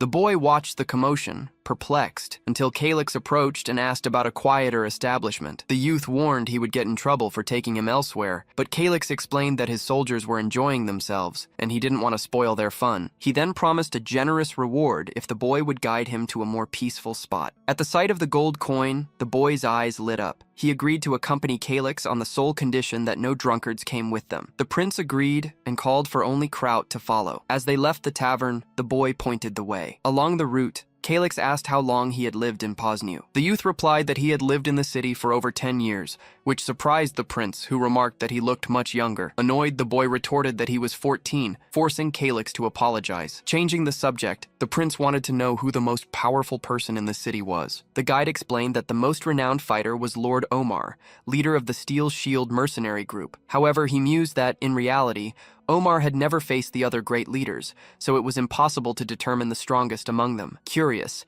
Calix asked who the others were. Astonished by the foreigner's ignorance, the boy listed the Red Wolf, Black Wing, and Steel Shield groups, known as the three great mercenary groups. Calix then asked about the monster wave from last autumn. The youth answered that, judging by the number of people in the tavern, the damage wasn't severe, but the adults were worried about the possible arrival of a supermoon soon. With an air of superiority, Calix commented that adults worried too much and that the boy, like him, was mature for his age. Finally, they arrived at their destination, a place the boy indicated as good lodging. However, when they knocked on the door, a housekeeper informed them that they didn't receive anyone without a reservation and asked what they wanted. Calix explained that the boy had guided them there. The woman then addressed the youth, calling him Urine and asking if he had been causing trouble again. She apologized to the visitors, but reiterated that the place was closed. The housekeeper's suspicion was palpable, while Calix in turn noticed something peculiar about her. The observant woman wondered to herself if he was staring at her ring. Annoyed by the refusal, Calix claimed the boy hadn't guided him correctly and demanded his coin back. Urine, however, defended himself, stating he had fulfilled his part of the bargain. He declared he knew Calix was seeking information, not women, which was why he hadn't taken him to a brothel. The housekeeper, exasperated, scolded Urine, further complicating the situation. It was then, as he studied the child before him, that Calix had a revelation. This was not a boy, but a girl named Celestina Urine Agrippina. He hadn't realized it at first because of her clothes, but now he was sure. He had finally found who he was looking for. The shadow sorceress, Celestina Urine, although her appearance was very different from what he remembered. Calix had traveled to this city with the sole purpose of meeting the future top-tier merchant and planned to invest in her as soon as he found her. Changing his tone, Calix declared that if this was a place where he could get information, then he wouldn't take the money back. The housekeeper, however, ordered Urine to get away from those men. In the same instant, other armed women appeared surrounding them. Kraut intervened, his voice deep. "Do you know who you're pointing those arrows at?" The housekeeper replied coldly that in a high-class establishment like this one, it was rare for guests to refuse to leave politely. Perceiving that they possessed combat skills and posed a threat, she had to take precautions. If they withdrew peacefully, the arrows would not be fired. Calix, however, reprimanded her for her inflexibility, warning that if she continued to treat all visitors that way, she would never gain powerful allies. Urine tried to intervene, but to no avail. With a subtle smile, Calix praised the housekeeper's enchanting beauty, but remarked that she was not as wise as her young mistress. The woman thought to herself that she was well aware of Urine's talent, but she needed to be cautious not to reveal their true identities. Deciding to talk, she asked who he was. "You should already know," Calix replied, and instructed her to remove the ring and hand over the girl. Surprised, the woman asked how he knew about the ring. Calix revealed that he recognized the royal symbol of Agrippina engraved on it, and that by wearing it, she clearly didn't want to be recognized. Upon hearing his words, the housekeeper understood that the situation had become far more serious. She now knew, without a shadow of a doubt, that the person before her was Prince Calix. Kraut reprimanded the woman, demanding she show more respect when addressing his master. Calix, however, intervened, reasoning that her mind must be filled with questions, which he would gladly answer if they were welcomed properly. In her thoughts, the woman knew she couldn't give in. Everyone's safety would be at risk. Besides, the only people capable of recognizing the symbol on her ring would be members of the royal family or some relentless bounty hunter. Sensing her confusion, the prince turned to the girl at his side. "What do you think, Urine? The more complex the problem, the simpler the answer," she replied serenely. "The prince is intelligent and never forgets what he sees. The royal crest appears in many history books, so he must have seen it somewhere. However, this is just the crest of a long-extinct royal family. There's nothing special about it." "Your insight is remarkable," Calix praised. "The prince is also quite sharp," she returned. "Enough mutual praise," the housekeeper interrupted sternly, signaling to her guards. "Lower your crossbows. This place is too exposed. I invite you inside to talk." Once inside the hall, the governess gestured for her guests to sit. Calix had managed to get inside as planned, but he admitted to himself that being in a room with that woman was far too tense. "Watch your words," the hostess warned. "I still haven't decided if I'll let you leave here alive. Convince me. For starters, you should treat me with more hospitality. How about serving some tea?" the prince suggested, unperturbed. The governess signaled for the servants to bring the drink, and it was at that moment that Calix put the pieces together in his mind. He remembered the game Destiny of Heroes, where Urine was a member of the Children of Aridona, an obscure clandestine group. She had also been Prince Gale's most powerful ally, and no one had ever surpassed her ability to generate wealth. For that reason, Calix intended to invest the stolen money with Urine, as she understood that trust is the most valuable asset for a merchant. However, she was still very young. Perhaps it would be better to wait for her to grow up and become the Urine he knew. Or perhaps it would be more prudent to shape her himself before Gale got to her first. Seeing the prince drink his tea so calmly, the governess questioned him. "Did you not consider the possibility that the drink might be poisoned?" "No. If it were, I would know," he replied with a confident smile. "I cannot proceed with the negotiations without a guarantee that you will keep our secret." Calix surprised her with a direct offer. 100,000 gold coins. But first, can you guarantee that you won't steal the money and run? The surprise left the governess speechless. Amid the silence, Urine spoke up. That is too large a sum to refuse. Urine, you shouldn't be here, the governess scolded. On the contrary, Urine disagreed, standing up. Allow me to introduce myself formally. I am a former member of the Agripatina royal family, from the Jaipur Union. Despite the title, I am merely a fugitive. Therefore, I would like to be called just Urine. The prince was genuinely surprised. Moments before, Urine had acted like a mere street child, but now her demeanor was completely different. On second thought, he concluded that his character and Urine were only a year apart in age. There was no reason to hold back. Becoming a princess doesn't guarantee the ability to make money. If you want to do business, you'll have to explain your method better. I have a network of fugitives, Urine explained. This means I obtain information quickly. The basics of business are to buy low and sell high. You're trying to enter the kingdom's distribution business, but the competition is intense, Calyx countered. Besides, there's no guarantee your rivals will play fair. They have powerful backers and can block your goods at customs or find justifications to confiscate your products. Every business has its risks, and my organization should not be underestimated. I can handle smuggling if necessary. Everything needs to be legalized to work, the prince insisted. The goal of this venture is to use it legitimately. In that case, I understand you're trying to launder stolen goods. It's just compensation for emotional damages, Calyx defended, though he knew he wouldn't convince her. In any case, the important thing is that you guarantee you won't run off with the money. Urine faced him, and a simple solution formed on her lips. That's quite simple. The prince just has to take me as a hostage. The governess vehemently opposed the idea, but Urine argued that 10 years had passed since her people began to wander in foreign lands. She stated that if the situation persisted, the organization would either collapse or be reduced to a mere criminal group. With the sum of 100,000 gold coins, she was willing to risk everything to reclaim her position and ensure the integrity of her people. The young woman's words moved the governess, but Calyx interrupted the moment, declaring he had no interest in their drama. The prince's attitude irritated the woman, but he continued indifferent, stating he didn't care about their past. However,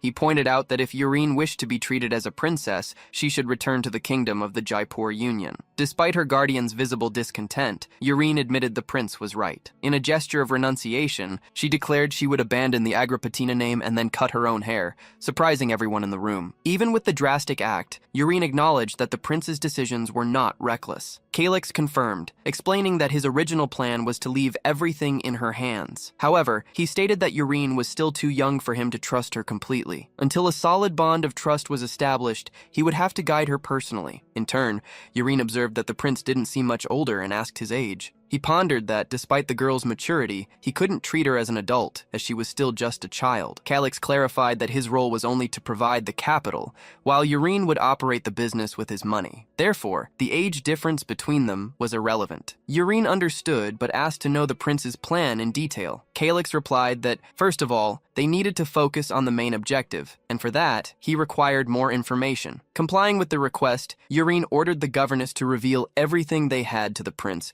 especially the data on the 3 factions that controlled Posnu. The prince noticed how the governess, who just moments ago had acted like a protective mother, instantly changed her demeanor upon receiving an order, showing a clear separation between her public and private life. A short time later, the governess led Calyx to the information room, assuring him that everything he needed was there. With that, he was ready to set his plan in motion. Calyx spent a sleepless night, immersed in studying the documents. By morning, his only concern was locating the dungeon he was looking for. He had 2 options: explore the dungeon with the elite members accompanying him, or hire local mercenaries, running the risk of leaking crucial information. Even if he chose to work only with his group, it would be essential to hire at least 1 mage. The presence of a mage and a tactical team multiplied its strength exponentially, which justified the high cost of their services. To his surprise, the prince discovered that a 6th-class mage resided in Posnu, so he decided to learn more about him. When he looked for Urine, the housekeeper informed him that the young lady was in class. One of the maids offered to prepare some tea while he waited. As the tea was served, Calyx pondered. A 6th-class mage was a power on par with Russell. His territory, Shaiken, had been nothing more than a mere barony until the previous generation. His father, Colin,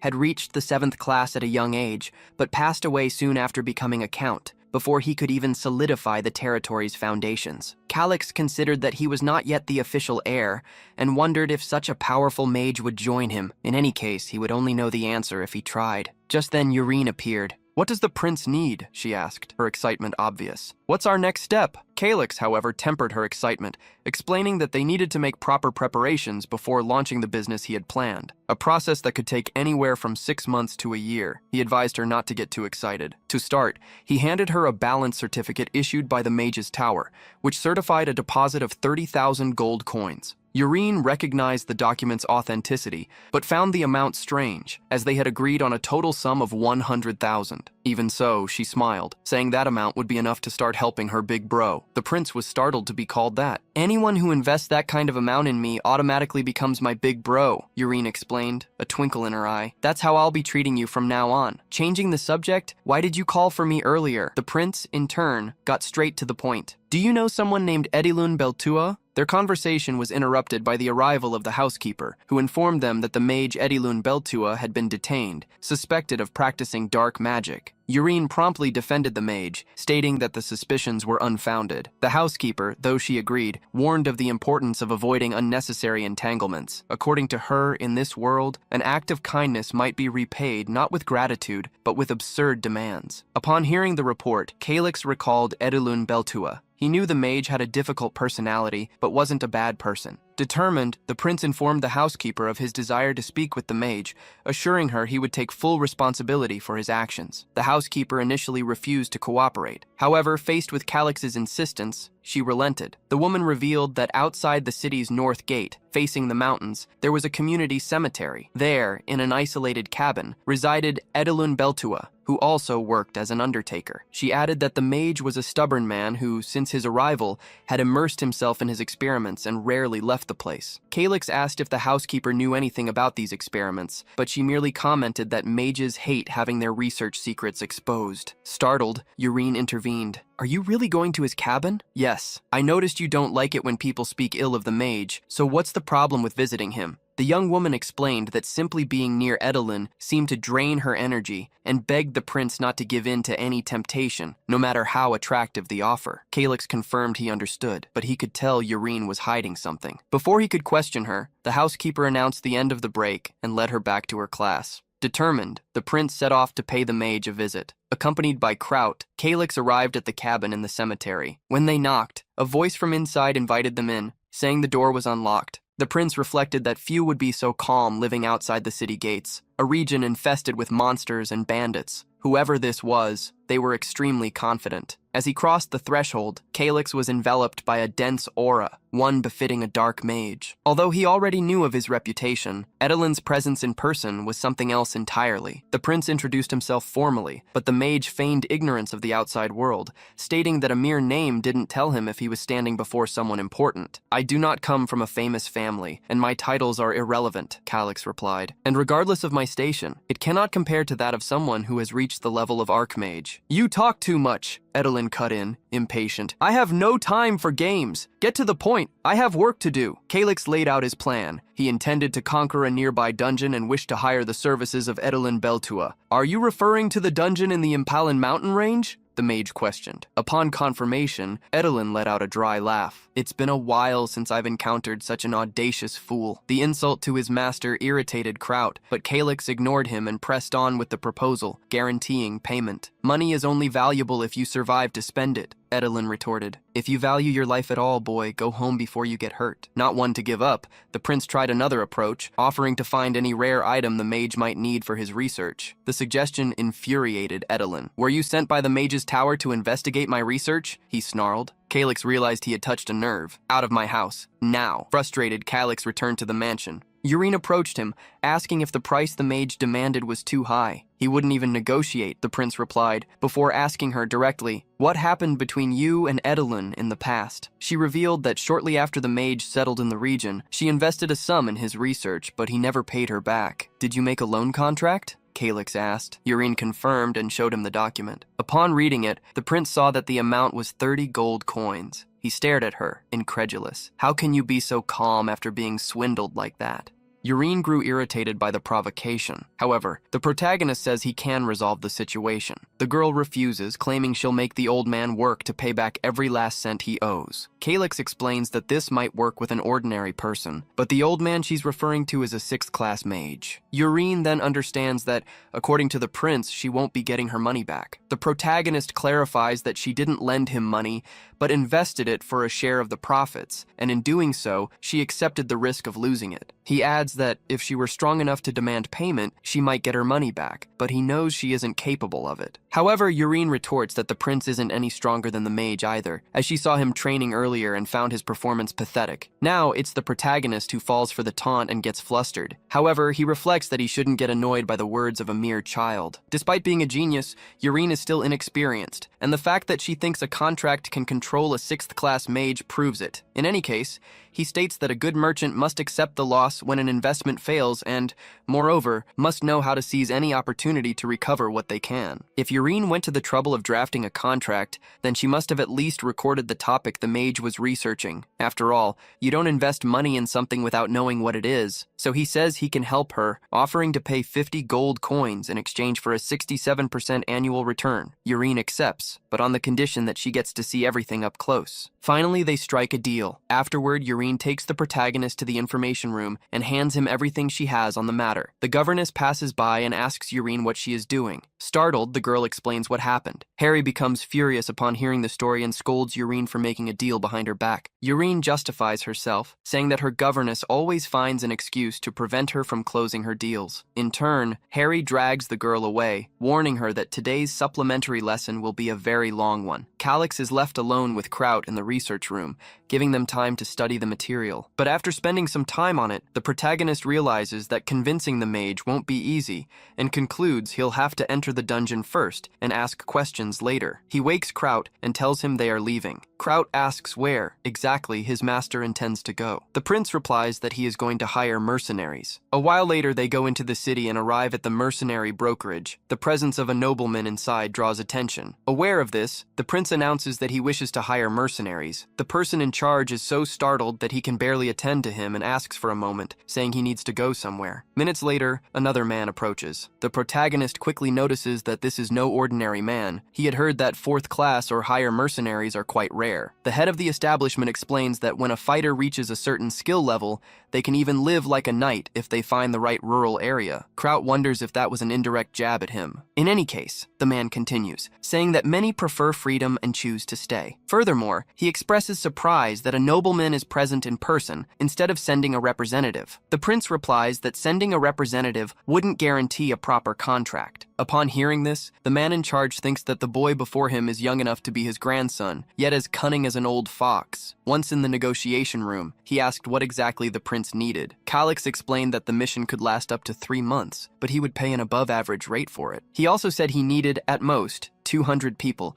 and that the group's commander must be an S-rank mercenary. This made the mercenary guild leader realize that, despite facing a child, the boy should not be underestimated. The guild leader noticed that the boy had hidden crucial details of the request, while at the same time presenting the conditions clearly and directly. Furthermore, everything was described in a perfectly balanced manner. He thought it would be strange to accept so easily, yet ashamed to refuse outright. So, he said that finding a group of mercenaries who would accept these conditions would require some effort and that he needed more details. The prince replied that to reveal the operation's details, the guild master would have to be willing to accept a smaller reward. Calyx thought that no matter how much the man insisted, he wouldn't be able to get any information out of him. His conclusion proved correct, as the guild leader accepted the initial conditions without complaint. He added that he had never met a noble like the prince before, and only asked him to do his best to bring as many mercenaries home safely as possible. The prince promised to do his best. Upon closing the deal, the mercenary leader said he would send a captain to the prince's inn when everything was ready,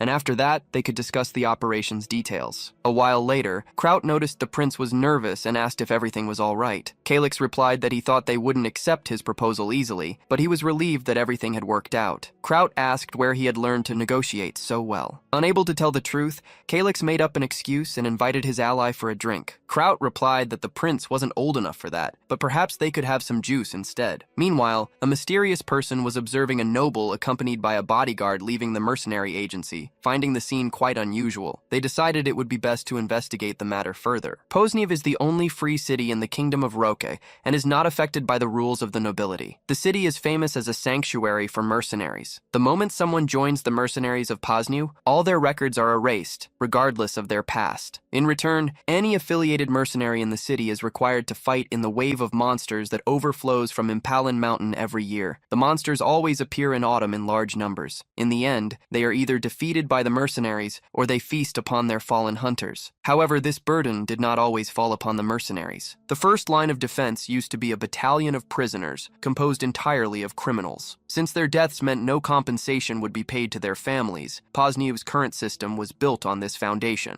Over time, they transformed into the Black Wing mercenary group, and as the years passed, came to control both the city's entertainment district and its criminal underworld. The city's underworld boss is named Walter, the leader of the Black Wing mercenaries. In his home, he was visited by Corvus, the hooded man from before, and asked how he dared to show his face there. Corvus replied that, considering what happened in the past, he was the one who should be angry. But as a Dark Knight, he had set aside his past and asked Walter to remain calm for once in his life. To Walter, however, these words were an insult. Furthermore, he knew very well that Corvus had been taking high-level requests despite being a Dark Knight, and wondered how a piece of trash like Corvus managed to reach Class 6. Getting straight to the point, Corvus said that a group of nobles had arrived in the city a few days ago and asked what Walter knew about it. Walter replied that he had no information. In response, Corvus claimed that the nobles had apparently just posted a request at the mercenary guild and asked Walter to find out everything he could on the matter. In turn, Walter asked what was in it for him. Corvus said he would pay for the service up front and give a bonus if the collected information was good, but he needed it done as soon as possible. Otherwise, he claimed Walter would miss out on a great opportunity if he didn't accept. Even though he didn't like the idea,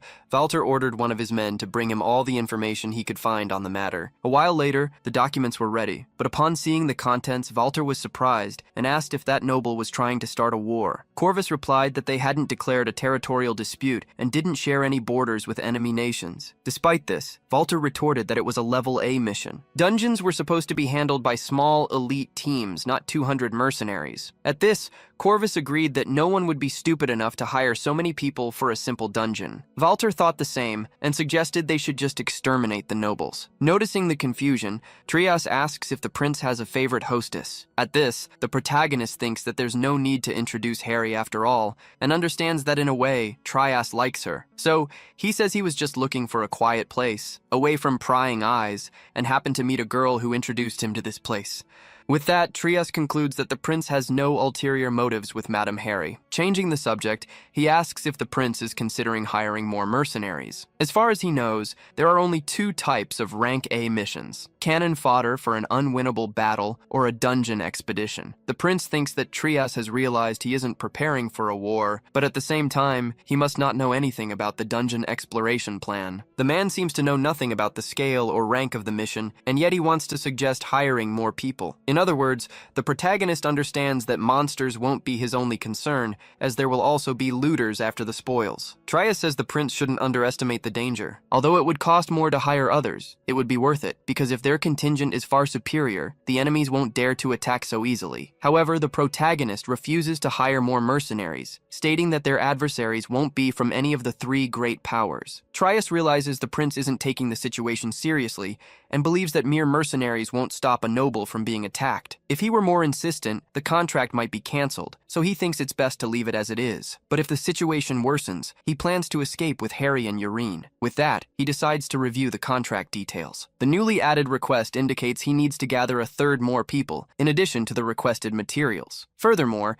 he understands that to maintain secrecy, each individual will be responsible for only one task. Therefore, he will begin preparations for the mission. 3 days later, in an open field on the outskirts of the city, Trias reports that, as per his instructions, a total of 260 people have been gathered. In his thoughts, the prince believes that despite being so dramatic, Trias did a good job. But before proceeding, he wants to do something. The protagonist begins to select the members who will be left out of the mission. As he does this, Trias warns him, saying that mercenaries are more persistent than expected. The prince then tells Trias to keep an eye on those who resist, as some of them are likely spies. Trias asks how the prince can be so sure. He replies that real mercenaries would be happy to get paid without having to risk their lives. After all, they received half the payment up front. On the other hand, if a spy received money from another source, they would have to return the payment if they came back without completing the mission. That's why they would refuse to leave. Despite his logical approach, the protagonist thinks it's impossible to know for sure who is a spy and who isn't. But in a way, he has considerably reduced the risk of information leaks. Now, he is truly ready to depart. Amidst this, Yurine approaches and asks if the prince liked her gift. The protagonist thinks that if it weren't for her, he would have never realized one of the three great powers wanted him dead. The girl says they work together, and that she can't leave an important ally in danger. Thanks to Yurine's personal connections,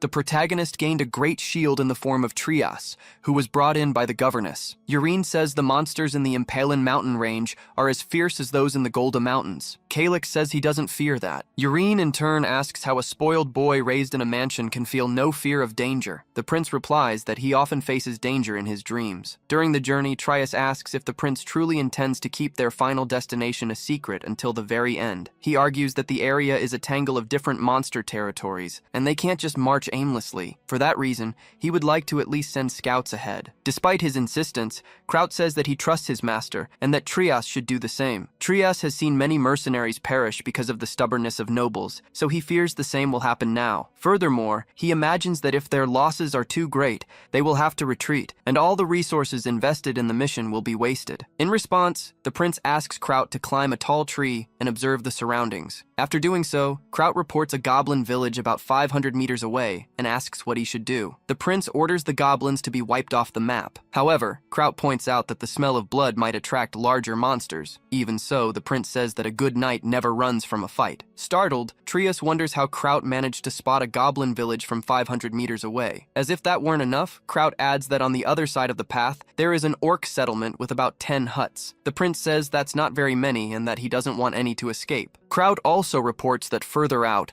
about 650 meters away, there is a knoll settlement. The prince orders them to be eliminated as well. Trias, shocked by Kraut's perception, doesn't understand why the prince wants to attack all of them at once, instead of simply bypassing them.